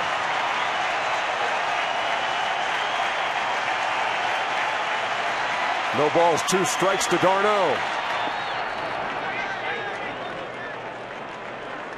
Montero had that one moment of panic, didn't know where the ball was just for an instant. Here's the grip of the changeup. It's in the dirt. He gets down there, almost lets it go through his legs. It's directly underneath him, but he doesn't know it right away. 1 ball, 2 strikes. Infield in.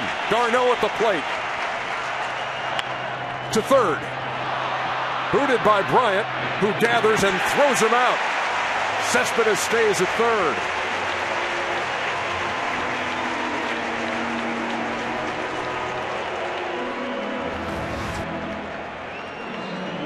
Knocks it down, has the presence of mind to. Took his eye off that ground ball just for a second to see where Cespedes was.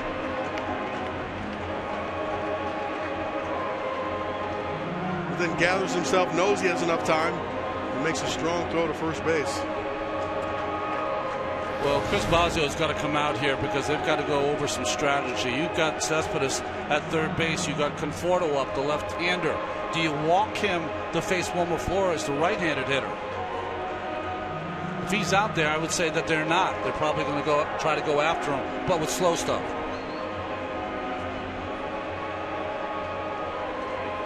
Follow every pitch of the postseason with MLB.com At Bat, the #1 app for live baseball. Stay connected with highlights, replay reviews, scores, pitch tracking, live radio broadcasts, and much, much more. Download the At Bat app today.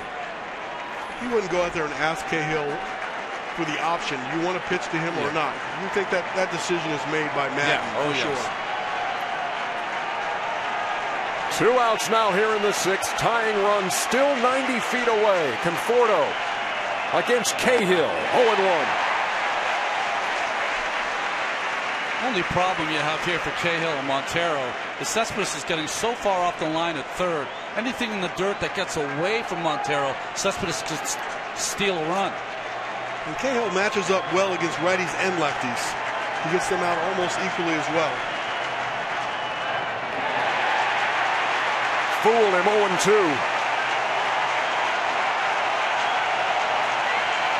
Mets looking for their first hit with a runner in scoring position tonight. They're 0 for 5.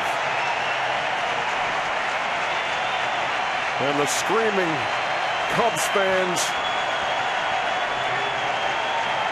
hoping this game remains tied here in the 6th. 0-2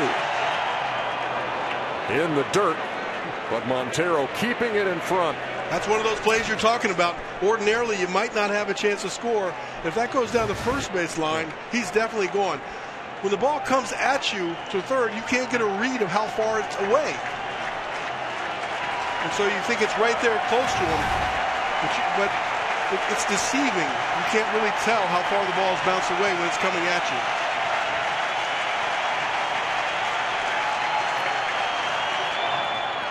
Inside, boy, Cespedes came halfway down the line.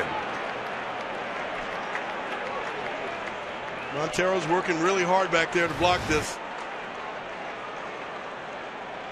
He is. He's 40 feet off that bag. He's looking for the chance to go. Big spot for Conforto, who made his major league debut on July 24th. And now has a chance to break a tie here in Game 3. Ball gets away on strike 3. Cespedes will score. Conforto safe at first. Oh, my goodness. I was just thinking how great a luxury it is to be able to bounce that ball that way and have Montero block it. One too many bounces.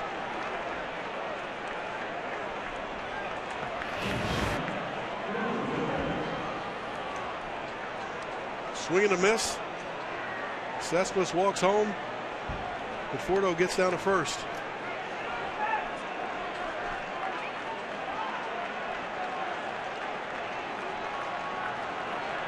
That's the chances you take when you want to spin that ball and bounce it to first. Boy, that was mighty close on the Cahill throw over to first, but Conforto back. Apologies, bounce it to the hitter. That's the risk you take. Strikeout, wild pitch. And the go-ahead run scores here in the 6th. It's hard to describe what happens when that ball spins that way and hits a solid surface and bounces off. The English of the ball takes it high and sometimes away from the catcher.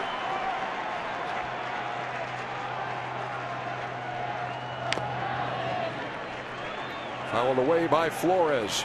I don't know if kids play with Super Balls anymore, but we used to bounce a Super Ball, and then that second hop would really take off.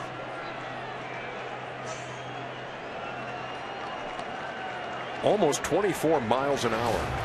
Yoenis Cespedes with the StatCast numbers. And he scores the go-ahead run. There goes Conforto, and that ball is slapped into right. Soler, it's going to get by him and roll all the way to the wall. Conforto's going to score easily. Flores around second, and now the ball's in the ivy out there, and Dexter Fowler put his hands up. And what a lucky break that is for Chicago. Terry Collins is arguing that by the time he got to it, the runner would have already scored. That's what he's arguing with Ted Barrett. Ted Barrett says anything in the ivy, though, is 2 bases. That's a straight ground rule, isn't it? The ball goes in, it's an automatic double. It's like if the ball bounces over the fence when the runner's running. Terry's just asking him to ask the other umpires. Soler might have lost it in the lights or made a bad decision. He got caught in no man's land there.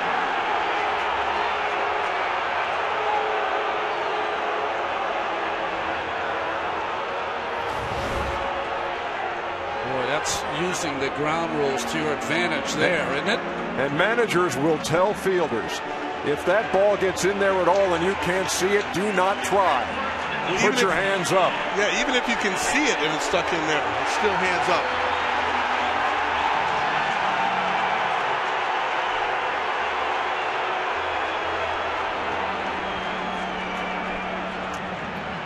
I can't see the argument, though, if it is a straight ground rule.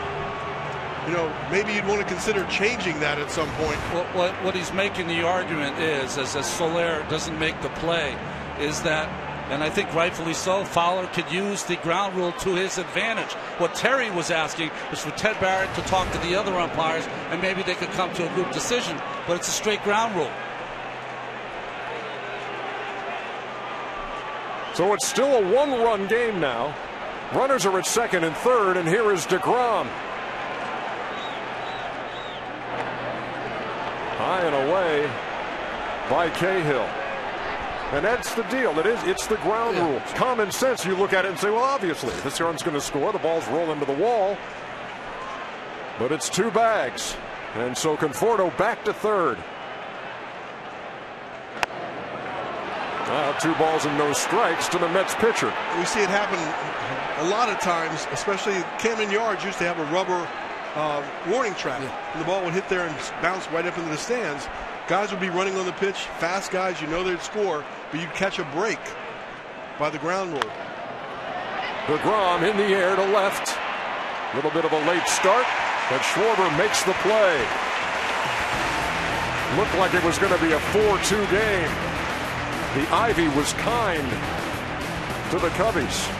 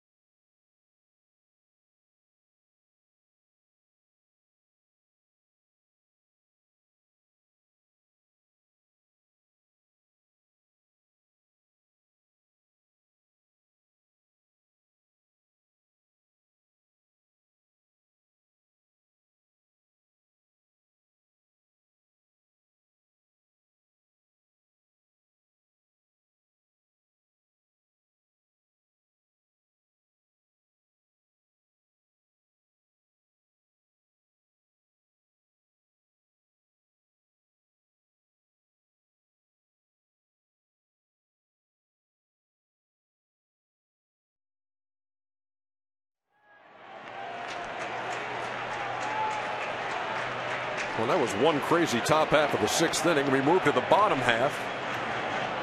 Chris Bryant leads it off against Jacob deGrom. So you had both ends of the spectrum for the Cubs. The disappointment of a strikeout wild pitch that allows the go-ahead run to score, and then it looks like the Mets will do more damage, but ball gets in the ivy. A runner who would have scored easily has to go back to third, and you limit the damage. So the ground rule ended up helping the Cubs after a bad play by the right fielder Soler. No balls, 2 strikes. 96 miles an hour from deGrom here in the 6th.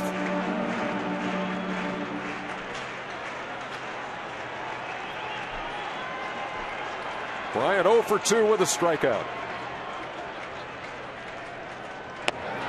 0 for 3 with 2 strikeouts. Those are the best fastballs that deGrom has thrown all night long. Right on the knees and right on the corner.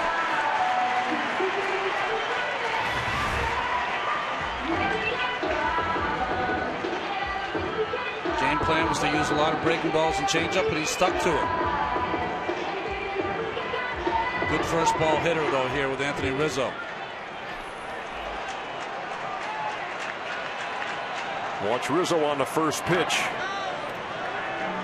Pretty good history, 7 home runs and hitting .392, but he took that one inside.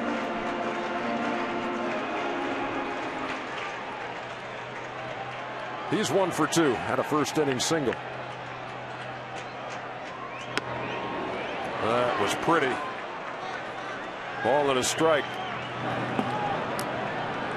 There's Travis Wood, the other lefty in the Chicago pen.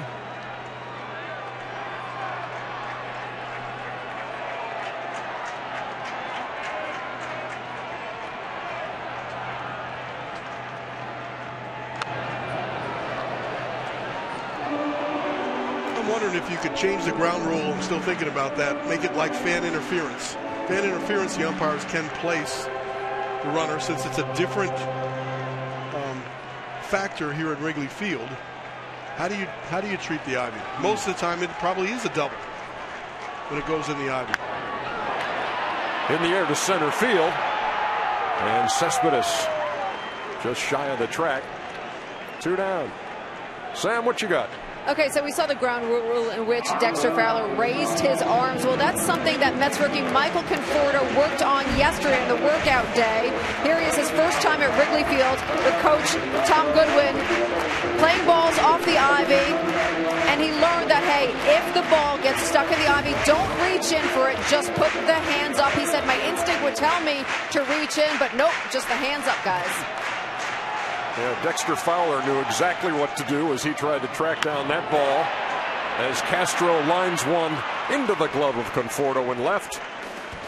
And that is a 1-2-3 inning again for deGrom. 6 innings down. We head to the 7th.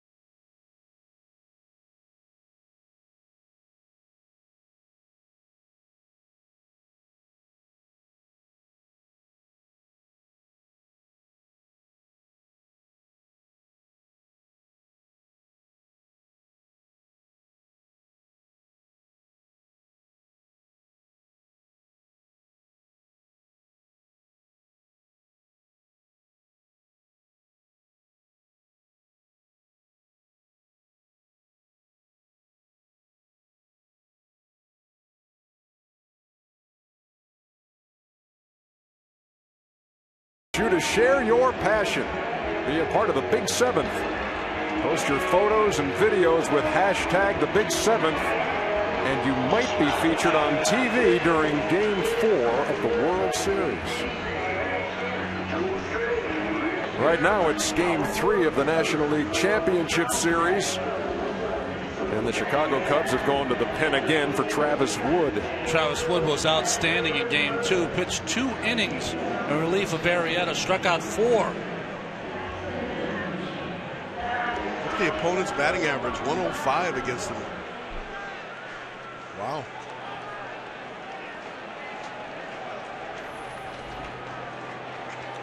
If you're Baez, the shortstop, you got to take away the bunt here with just a slim 1-run edge for the Mets. Granderson reached when he hit it right at him in the first. And Baez was charged with an error.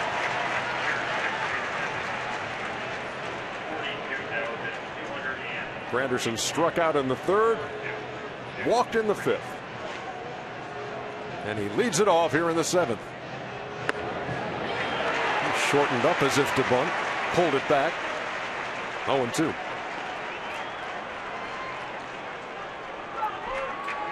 Interesting, Travis Wood, when he was a starting pitcher, those numbers were never even close to that, but he uses his fastball a lot in relief.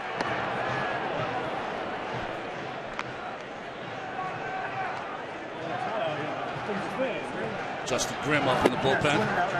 Many times relievers that go down from starters, their fastball comes up a few miles an hour. Granderson, a strikeout victim to open up the seventh. Second time he's been caught tonight. So Wood now has faced 7 hitters and struck out 5 in back-to-back games. Another fastball. All painted on the outside corner, though. That brings up David Wright. He's 2 for 3 and scored the first New York run in the first. Curtis Granderson was describing what the fastball was like to the rest of the guys in the dugout. Had some late movement on it.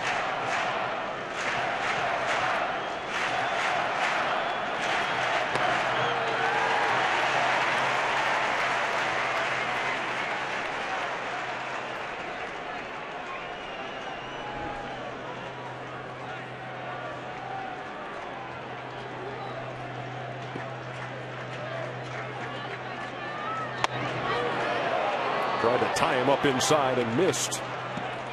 2-1. That had the cutter signal. So made the ball come in on him a little bit at 89. A little bit less off his fastball. Well hit by Wright. Fair ball just inside the line. Here comes the throw to second. It'll be cut off, and then the relay just late.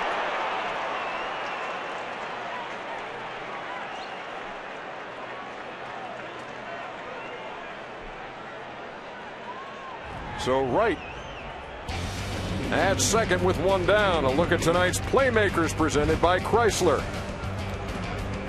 Daniel Murphy, who's stepping to the plate now. 5 straight games with a home run in this postseason. 6 home runs total. And look at those numbers. 6 homers and 9 RBIs.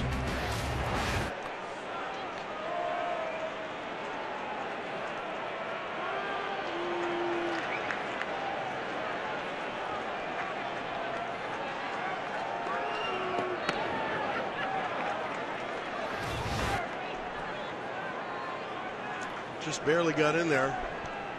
Schwarber's throw looked like it was on the money, but losing a little steam, and it was relayed quickly.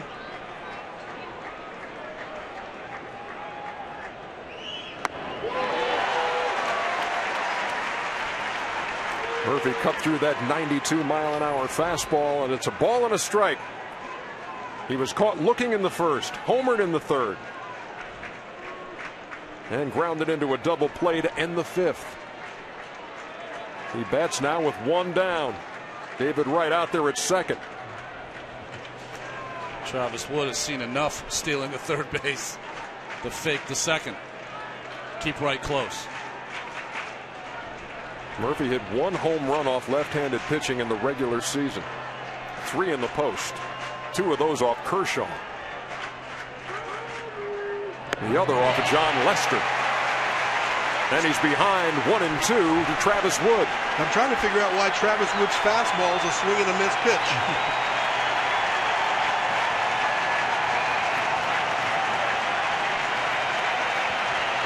He's got a lot of swing and misses on the fastball.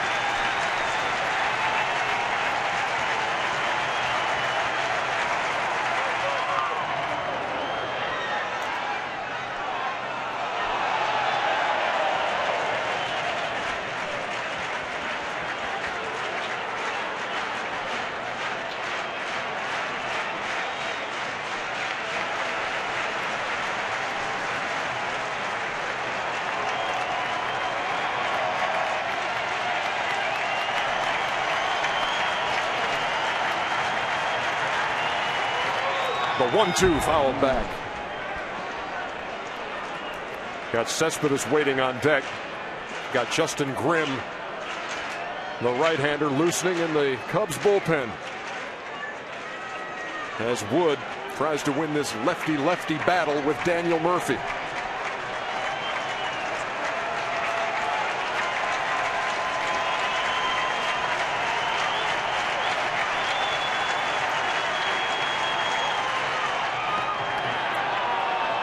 Two balls and 2 strikes. We saw that breaking ball really well. Tells you how comfortable he is and how well he is seeing the ball. He barely moved. Knew that pitch was a ball outside.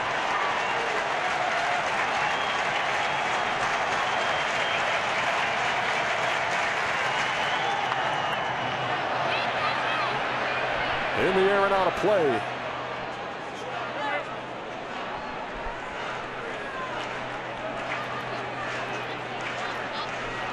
Well, you're always going to get a battle from Murphy. Toughest man to strike out in all baseball. Trying to back leg him again. Almost goes down to the end. Hey, you got the bat head out on that one. So if you're reading it, looking at it, the bat head was out in front of home plate. The pop fly was over here towards the first base dugout. An 8-pitch battle between Wood and Murphy. A little squibber. Bryant. He's safe at first. Little double clutch by Bryant, and it cost him.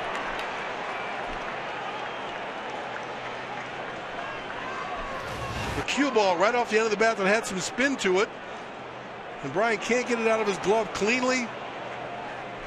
And Murphy barely beats it. Boy, it was Good that call. lunge at the bag that got Murphy in there.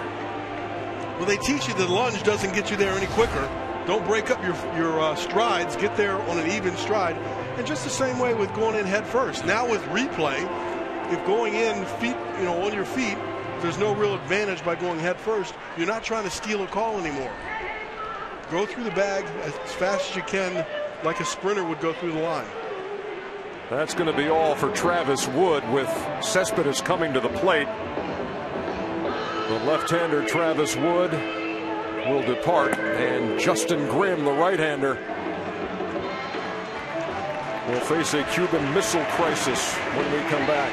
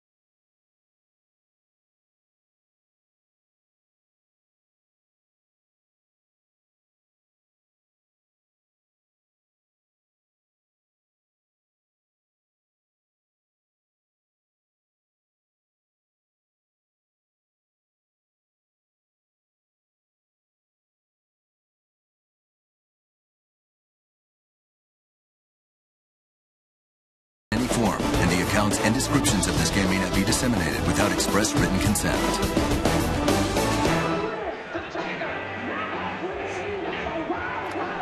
We are back here in the 7th. Mets trying to add on. They had broken the tie. Yoenis Cespedes on the base running, coming down the line, and then strike 3 and a wild pitch with Conforto at the plate. And he breaks the 2-2 tie. Now he's trying to do more damage with runners at first and third, and Justin Grimm into the game for the Cubs. Both managers trying to get an edge here, looking at their scorecards.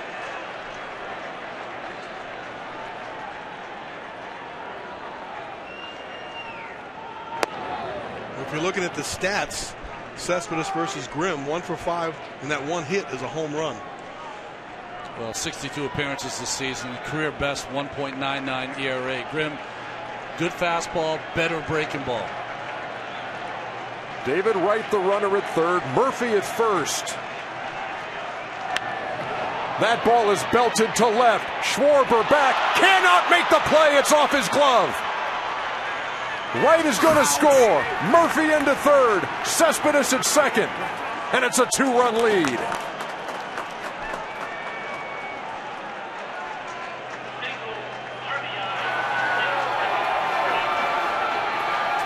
At McFadden's in New York. And here at Wrigley. This ball was hit really hard. He was going back. Hit him on the thumb or the wrist as he reaches up. He doesn't make the catch clean. Cespedes runs into second base. Murphy gets to third.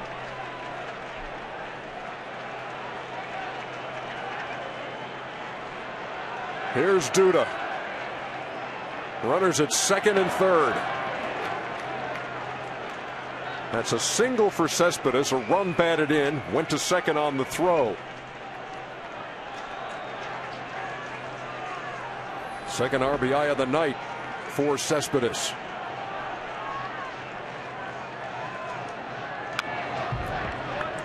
Just another case that when the wind's blowing out, sometimes it confuse the outfielders, not only in front but going over their head. Schwarber misread that right off the bat. It was a low breaking ball, and he hit it right on the screws.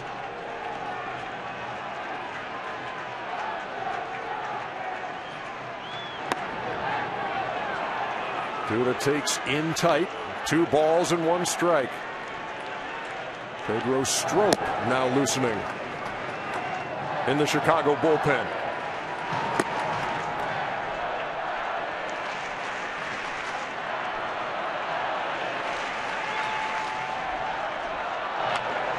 Duda to first.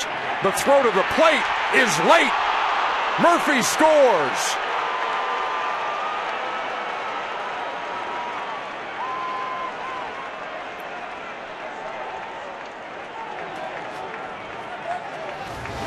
Rizzo tries to get 2 outs here at the same time. Ball's right to the bag. Takes him a little bit longer to touch the bag and throw home. Throws a little up the line, and Murphy beats it. If that throw was on the glove side, maybe has a chance to get Murphy at the plate. But Montero had to reach all the way across his body. No chance. And all of a sudden, it is a 5-2 game in the 7th. Here's Travis d'Arnaud.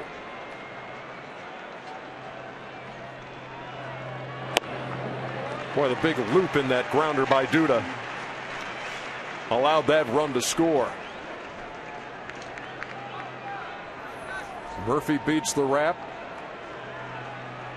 And now a 3-run lead for New York in Game 3.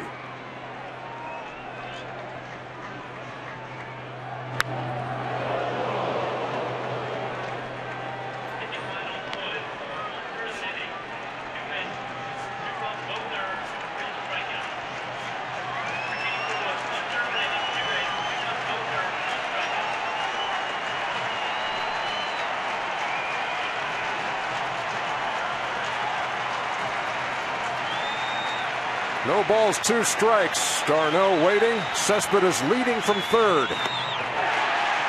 And Grimm blew him away.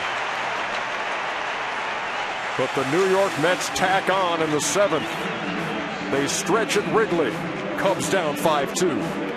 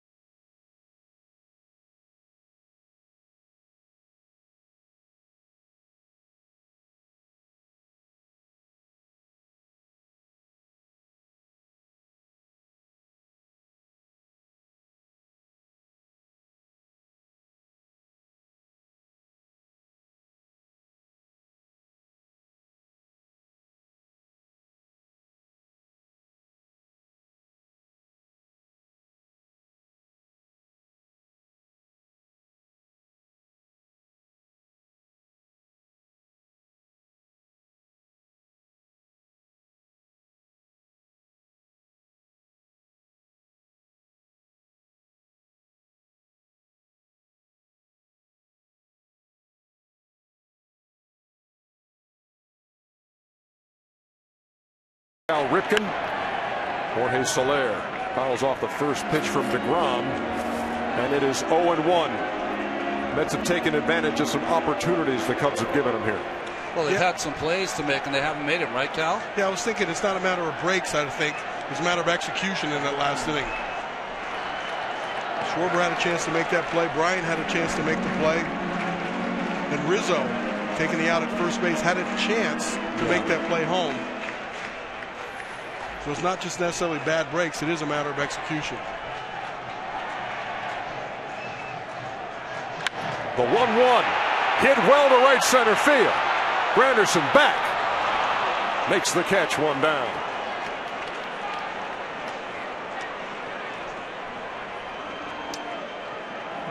Well, the innings limit has centered really around Matt Harvey all season long, and no one really has addressed that Jacob deGrom is going areas that he's never been before. Now 210 and a third innings pitched after that out to Soler. And you see his pitch count. A lot of it on ducks this evening. Similar to his second start in the postseason. Didn't have his best stuff, but grinded it out.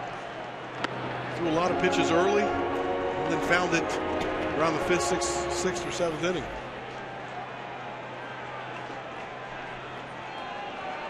Cubs are now 0 for 23 leading off innings in this series.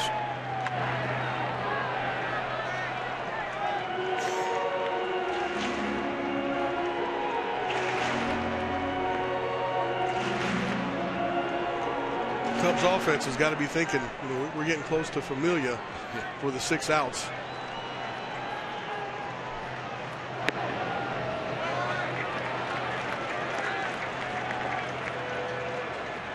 an advantage when you have a closer that can nail down 6 of those outs instead of just the last 3. And days off during the postseason.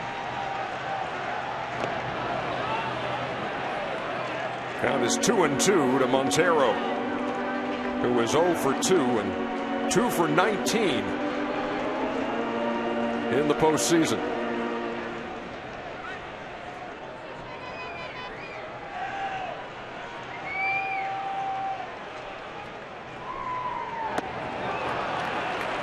And DeGrom sets down Montero. 2 up, 2 down here in the 7th. So those secondary pitches, the changeup and the curveball, both out of the strike zone down. Well, we build this series really of the young pitchers for the Mets versus the young stars, everyday players for the Cubs. Mets pitchers have showed up so far. The young stars have not for the Cubs. 7 strikeouts for DeGrom. 27 for the Cubs in this series. And Tommy La Stella pinch hitting. Pops that up. And Conforto in shallow left makes the play an extremely easy 1-2-3 7th for DeGrom.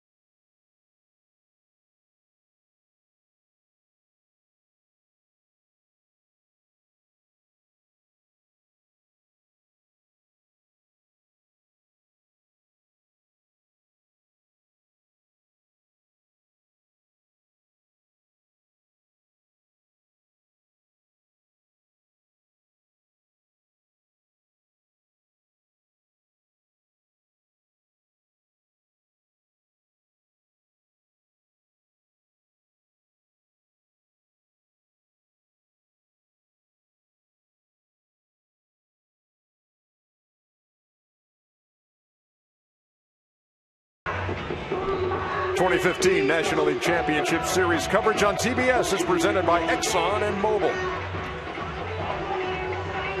These are anxious moments out there in the Wrigleyville rooftops and inside the ballpark too. Down 2-0, down 5-2 here in Game 3, and Pedro Strop into the game for the Cubs. Well, in a little earlier than you see him. He's usually their setup man, but they haven't had a lead. So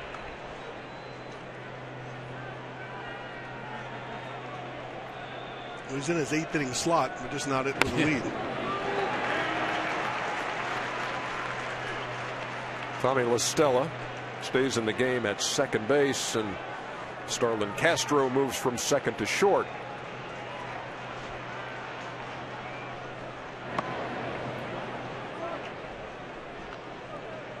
It was Conforto who was at the plate.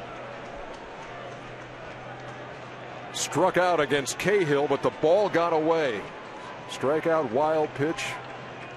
He reached first safely, and Cespedes scored the tie-breaking run. He lines out here to lead off the 8th. There's Tyler Clippard up. If you wanted to know what the answer was, whether Familia was going to come in and pitch 2 innings, Clippard's going to start the 8th. Oh, DeGrom's still on the bench.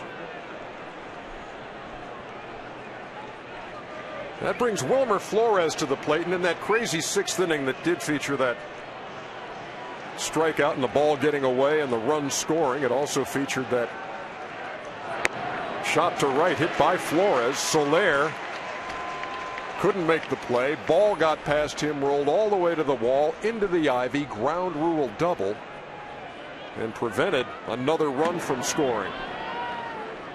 But then the Mets added 2 more in the 7th. There's Kelly Johnson. He's got a bat and would pinch hit for DeGrom.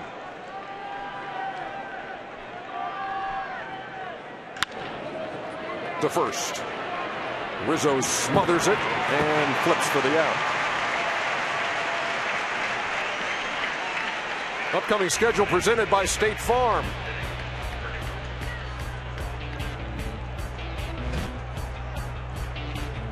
Got game 4 tomorrow night right here on TBS. Game 5, if they need it, would be here at Wrigley on Thursday.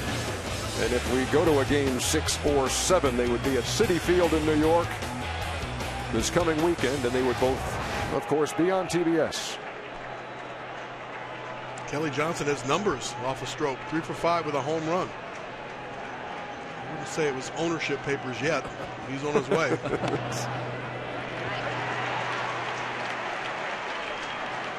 Who did you have ownership of, Cal?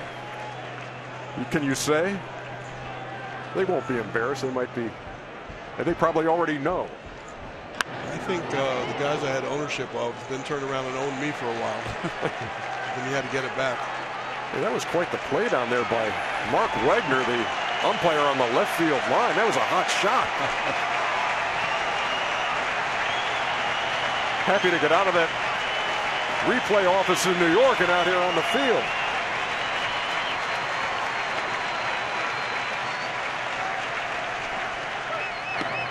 Missed with the 0-2.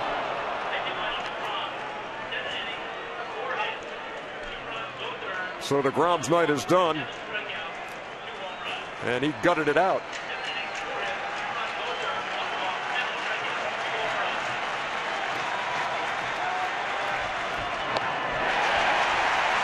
Kelly Johnson down on strikes. We head to the bottom half of the 8th. Cubs have work to do.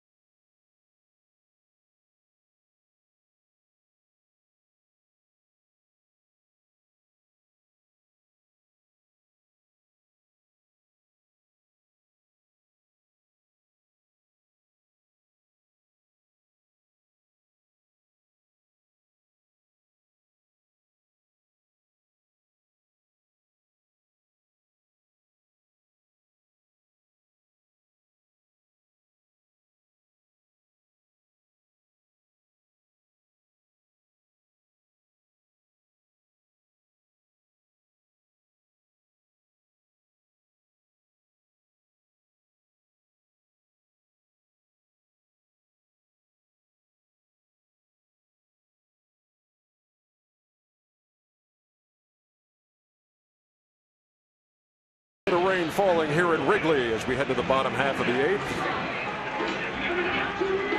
Take a look at tonight's forecaster presented by FanDuel. 40% of all the outs recorded this postseason by the Mets via the K. Jacob deGrom's night is done. Tyler Clippard comes on here in the 8th. DeGrom had 7 Ks in his 7 innings of work. Clippard pitched in game 2. Gave up 1 hit in the 8th inning, but no runs. Chris Denorfia pinch hits to lead it off for Chicago. Shortened up as if to bunt and took it. Juan Lagares is the new center fielder, and Cespedes moves from center to left.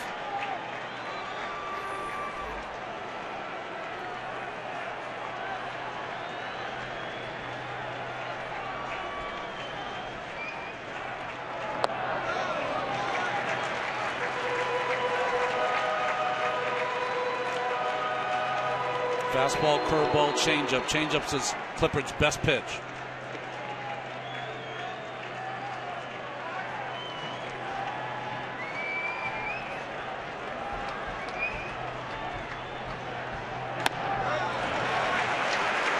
Stayed up. 2 balls and 1 strike. Jonathan Nice is the left-hander. Jeurys Familia, the right-hander, the closer, who has been nearly perfect this postseason. Clippard missed again. 3-1. Could Terry Collins be matching up here at the end here? Clippard for a 1-hitter. Nice for Fowler. Familia for right.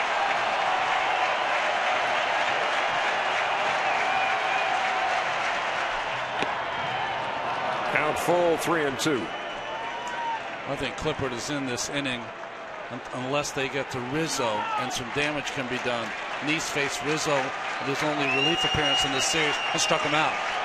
Yeah, I just realized I said right because I was staring at right down at third base. Strike 3 called.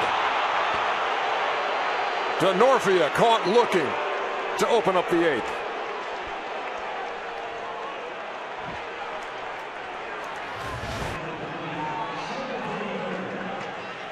It's the fastball that catches the bottom of the strike zone, called by Barrett. It's in the presentation. I still think that ball's a little low. He catches it in the tip of his glove with his hand up. Really smooth right there, so I think he gets that pitch, but it is a little low. Strikeout Clippard, assist d'Arnaud. 1 down. And the breaking pitch. That Fowler fooled. 0-1. Fowler 0 for 3. But he's 3 for 5 in his career against Clippard. To first, fair ball down the line. Fowler to second, and he will hold up there. Although Granderson had some trouble out there.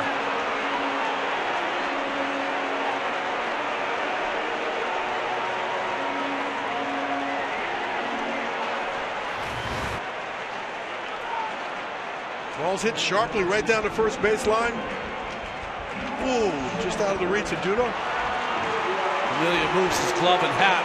By the time Granderson got there, slipped a little on the transfer. Fowler looked like he wanted to give it a shot and was timing it. There's no real reason to take a chance right here, down 3. They need traffic on the base paths. They're down by 3. Fowler at second. Kyle Schwarber at the plate. He homered in the first.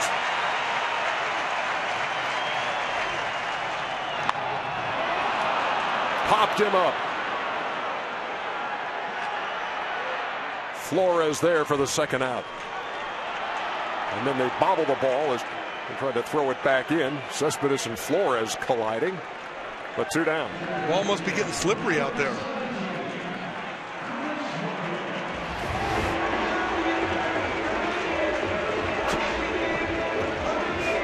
Cespedes by trying to stop his run, put his arm on the right arm of Flores. That's why they lost the transfer. It's a good idea to see how the ball is actually shooting out. It's carrying now. Ball got up. An infield was going to land in the infield dirt, and it pushed it back into the shallow left field. 2 out for Bryant, looking for his first hit of the night.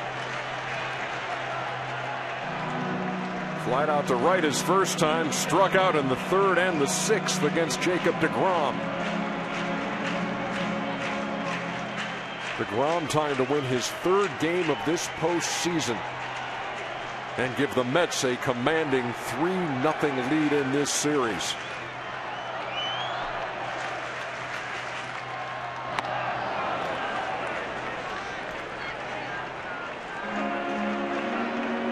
It was a high slider. Almost seemed to back up. Yeah, he missed that one. Like all these young Cubs hitters, you see a steady diet of breaking pitches and changeups from the Mets pitchers.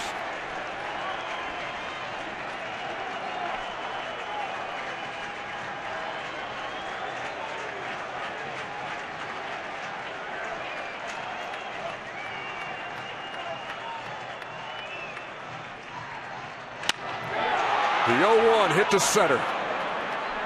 Lagares. The Cubs are down to their last 3 outs. We head to the 9th at Wrigley.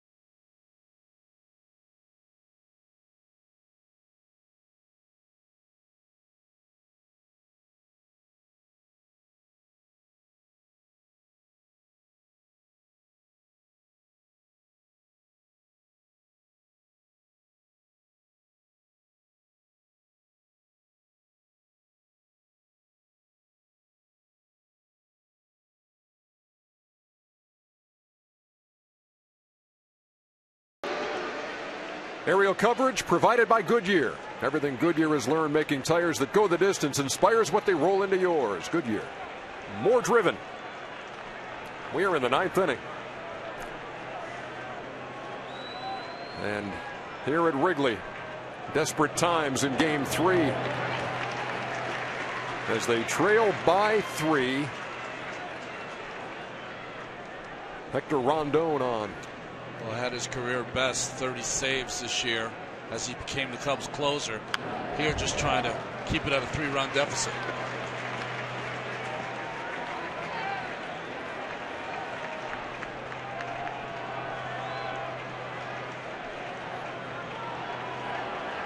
David Ross, veteran presence on this Chicago Cubs ball club that's loaded with young talent.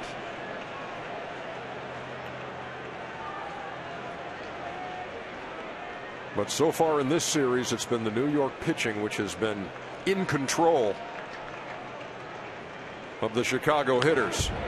Ronnie, you said it earlier, for the Mets to go deep, they have to have their young kids get to them to the 7th inning, almost a bridge to Familia. They've done just that.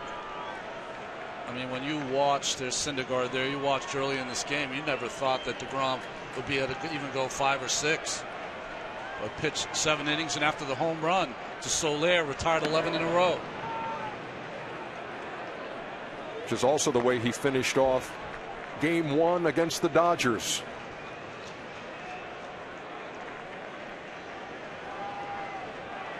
A ball and 2 strikes to Curtis Granderson.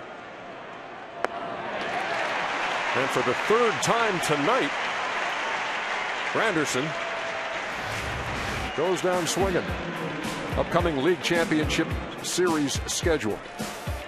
That was a take him out behind the woodshed job today by the Kansas City Royals in Toronto, 14-2. They're up 3 games to 1. Tomorrow they'll play Game 5 at 4 o'clock on FS1. We'll have Game 4 of this series tomorrow night here from Wrigley. And Thursday, Game 5 if we need it. Here's David Wright. Appears that I might have put the hex on Curtis Granderson by talking about him in the open, only striking it out once. Hey, you can't hit him out of the park every time. The other day you centered on Daniel Murphy, and you were right on it. And after what Granderson had done in this series and in this postseason, he was certainly prime open material. He is the catalyst. He has created and manufactured, got on base. He's been the guy. Rondon to the plate. 2 young pitchers there. The lefty Steven Matz on the right. Noah Syndergaard. Matz goes in tomorrow's game. Mets can hold on to this lead. He'll breathe a little easier on the ride home. Jason Hamill scheduled to go for the Chicago Cubs. I mean, you talk about the offense and what the Mets pitchers have been able to do. I mean, through the first 2 games at Citi Field, the Cubs hit 159 with 1 home run. They have gone deep twice in this game, but have really not been able to string anything together. Big cut by Wright, fouled it off. There's 5 hits on the night. Wright has found his swing tonight with 3 hits.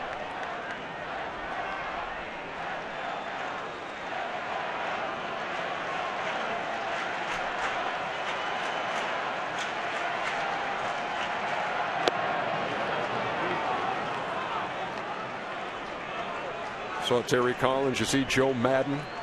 Joe was once the bench coach for Terry Collins with the Angels in the late 90s.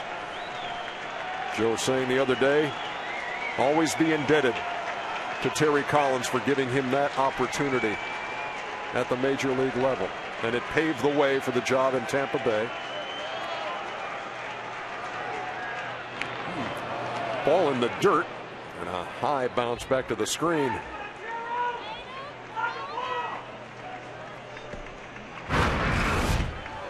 In case you're just joining us, Daniel Murphy hit another home run because a game was played. 5 straight games, 6 home runs in the postseason for the Mets second baseman.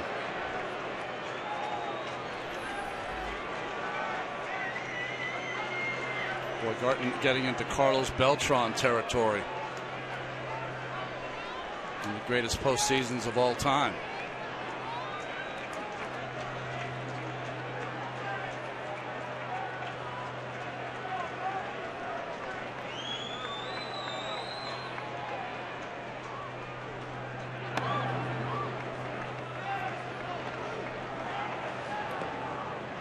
Seventh pitcher being used right now is Hector Rondon, and Fernando Rodney is loosening.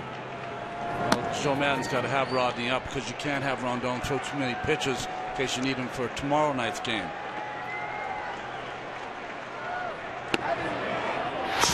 throw back.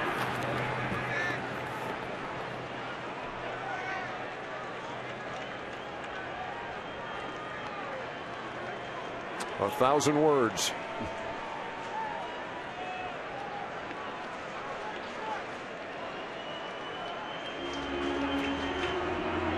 Starlin Castro in from shortstop to talk to Rondon. It hurt so much for the Cubs fans because they fell in love with this ball club. Young ball club, home run hitting club. Been a long time since they had an NLCS game here. 9 years. Sorry, 13 years. In the air to left. Schwarber hauls it in. There's the tag at first. And Wright alertly into second.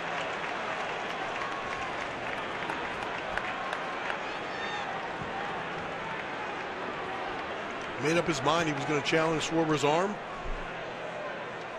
No hesitation. Kind of surprised him. I think Schwarber was going backwards on the ball, so he was on the heels of, and didn't really get anything behind that throw.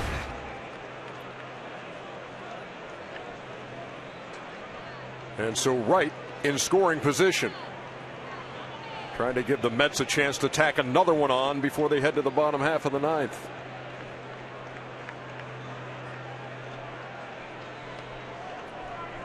Cespedes has 3 hits tonight. He's knocked in 2 runs. He's scored a run.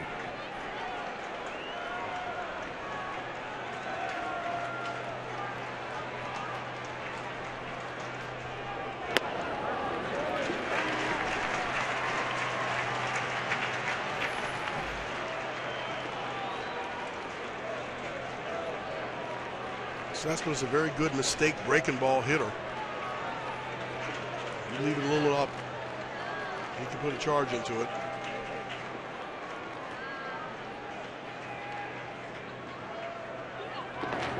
In the dirt, Montero, nice block. Keeps right at second. Good low fastball hitter, but has a hole with a good fastball up in the strike zone. Cespedes came up big, guys, in the 7th. Remember, they made the pitching change, took the lefty out, brought Grimm in. Cespedes with a run-scoring double in an inning in which the Mets scored 2 to bring us to 5-2. That's where we stand here in the 9th.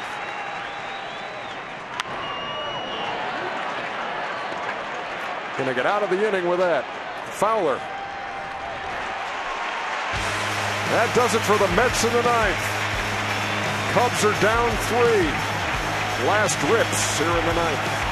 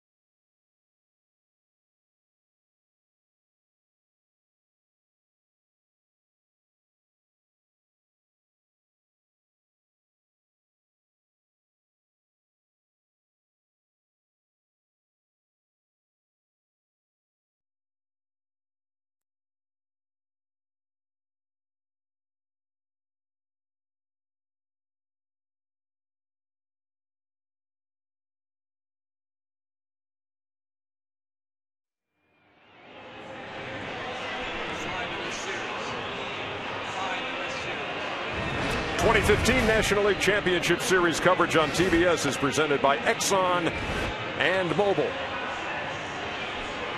Now we head to the bottom half of the 9th inning here at Wrigley Field. Mets leading 5-2, and they've got their closer Jeurys Familia on to try to nail it down in Game 3 for a commanding 3-0 lead. Ron, look at those numbers he's got this year, and in the postseason. He's doing it without striking out hitters. Good contact with that good sinker, slider, and forkball. Split finger.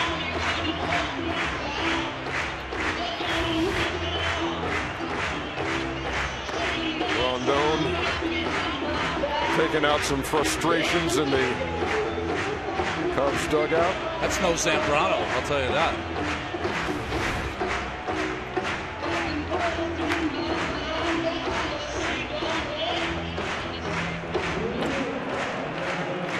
Rizzo, Castro, Soler. First 3 hitters due here in the 9th. Trying to do something about a 5-2 New York lead in the 9th. Well, if you include that Game 5 against the Dodgers, Mets pitching has only allowed 7 runs in 4 games. Only 5 Cub runs in this series, and no crooked numbers in any inning. The 3 home runs the Cubs have hit in this series, all solo. 2 of those tonight. Rizzo's 1 out of 3.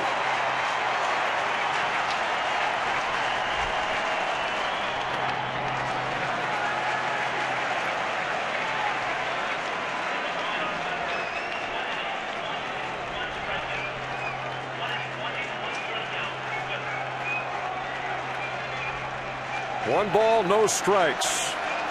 Big right-hander to the plate. That's over 1-1.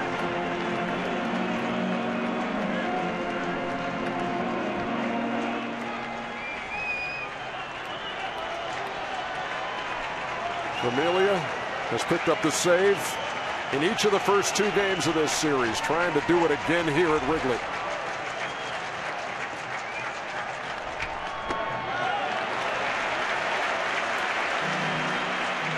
Well, the Cubs are 0 for 24 leading off innings in this series. Based on balls and a hit by pitch. That's how you score crooked numbers, by getting the first guy on. They haven't been able to do that. The Mets have done a really nice job, but they just haven't executed and performed to get on base.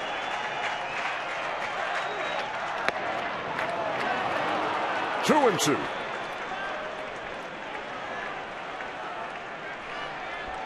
Rizzo's taken all 4 of the pitches. Sometimes you will put a strategy together when you're down 3 to take a strike, but against a closer, it's not always a good idea to take that strike. That might be the best one to hit.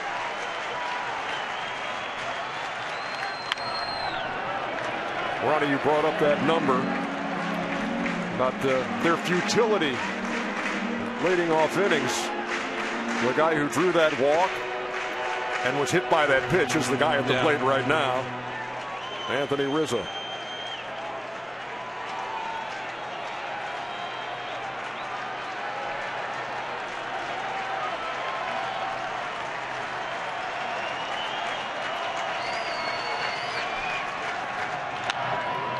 Tapped wide of the mound. Murphy got him by a step. 1 down here in the 9th.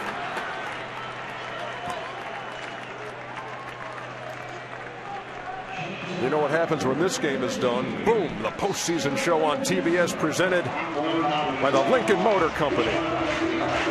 Stick around for the great insights. Casey Stern, your host. Got Chef, Pedro. Don't forget Dusty. And Dusty. How could I forget Dusty? I've known Dusty since I was a kid, man. Johnny B.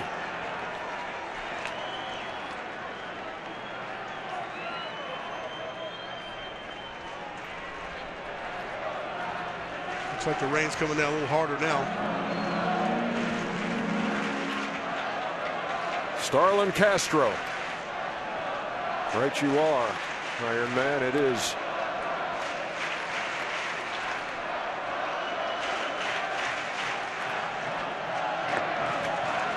See, Familia slipped a little bit on the mound on that pitch.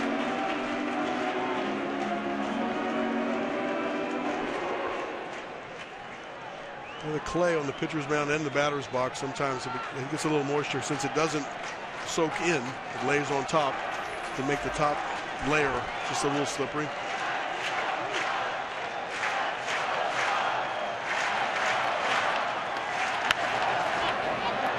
To right. Nice play at third, and he throws a strike for the second out.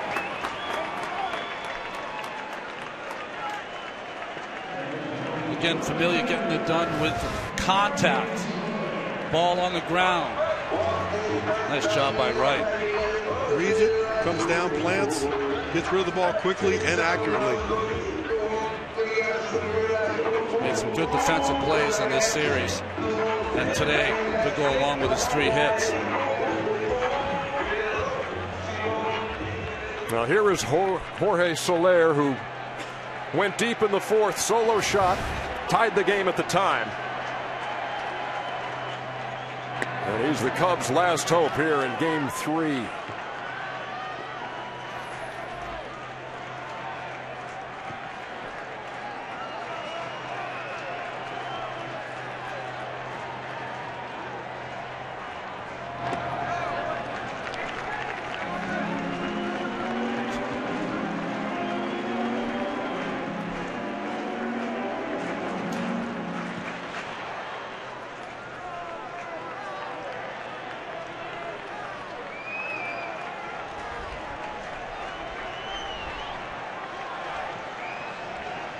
A ball and a strike to the Cubs right fielder. Familia to the plate. 2-1.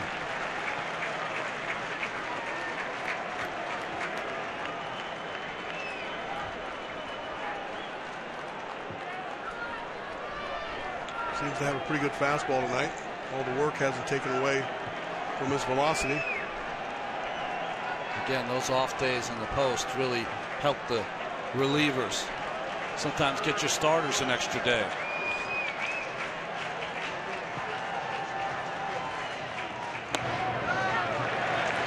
Missed again, 3 balls and a strike.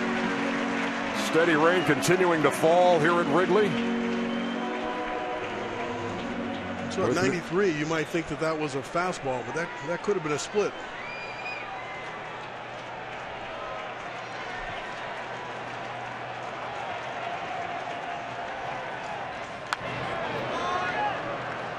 Three balls and 2 strikes with 2 outs here in the 9th.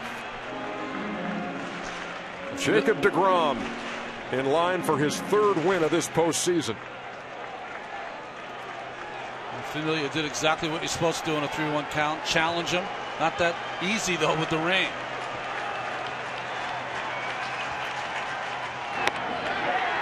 There it is. A strike 3 called, and the New York Mets have pushed the Chicago Cubs to the brink. It's a 3-0 series. 5-2 the final.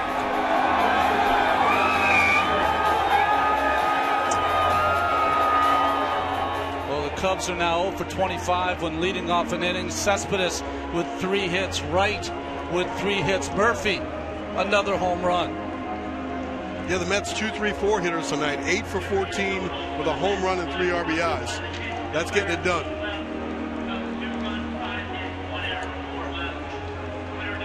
David Wright led the way with 3 hits. Some good base running, some good execution. They're playing nice and free and nice and loose. Mets are getting better pitching, and they've been more aggressive on the base paths in this series. You saw the scene at McFadden's in New York. The celebration continues there. High fives all around in front of that New York Mets dugout. Let's go now to Sam Ryan. So, Jacob, we've seen this before. A taxing first inning, 29 pitches. How'd you get through that after the home run?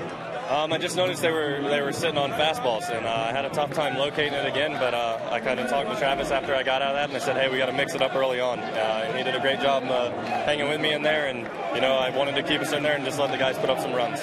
And then you just got better as the game went on after the home run to Soler. 11 batters in a row. You retired. What was the difference there? I think just getting off speed in for first pitch strikes. That helped me out a lot.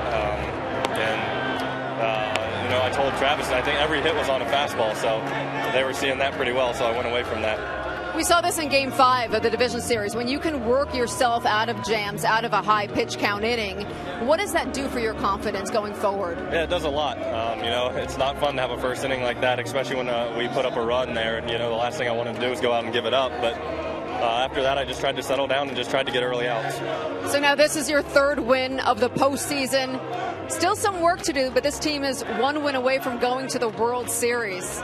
Think about that, and how does that sound? That sounds awesome. And hopefully we can win it tomorrow and get some days off heading into the World Series. Congratulations. Thank you. Thank you, Sam. Guys, back to you.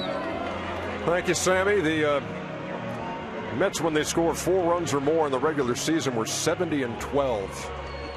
3-0 in this series. 4 runs in each of the first 2 games, 5 tonight in Game 3, more than enough. Back to wrap things up right after this.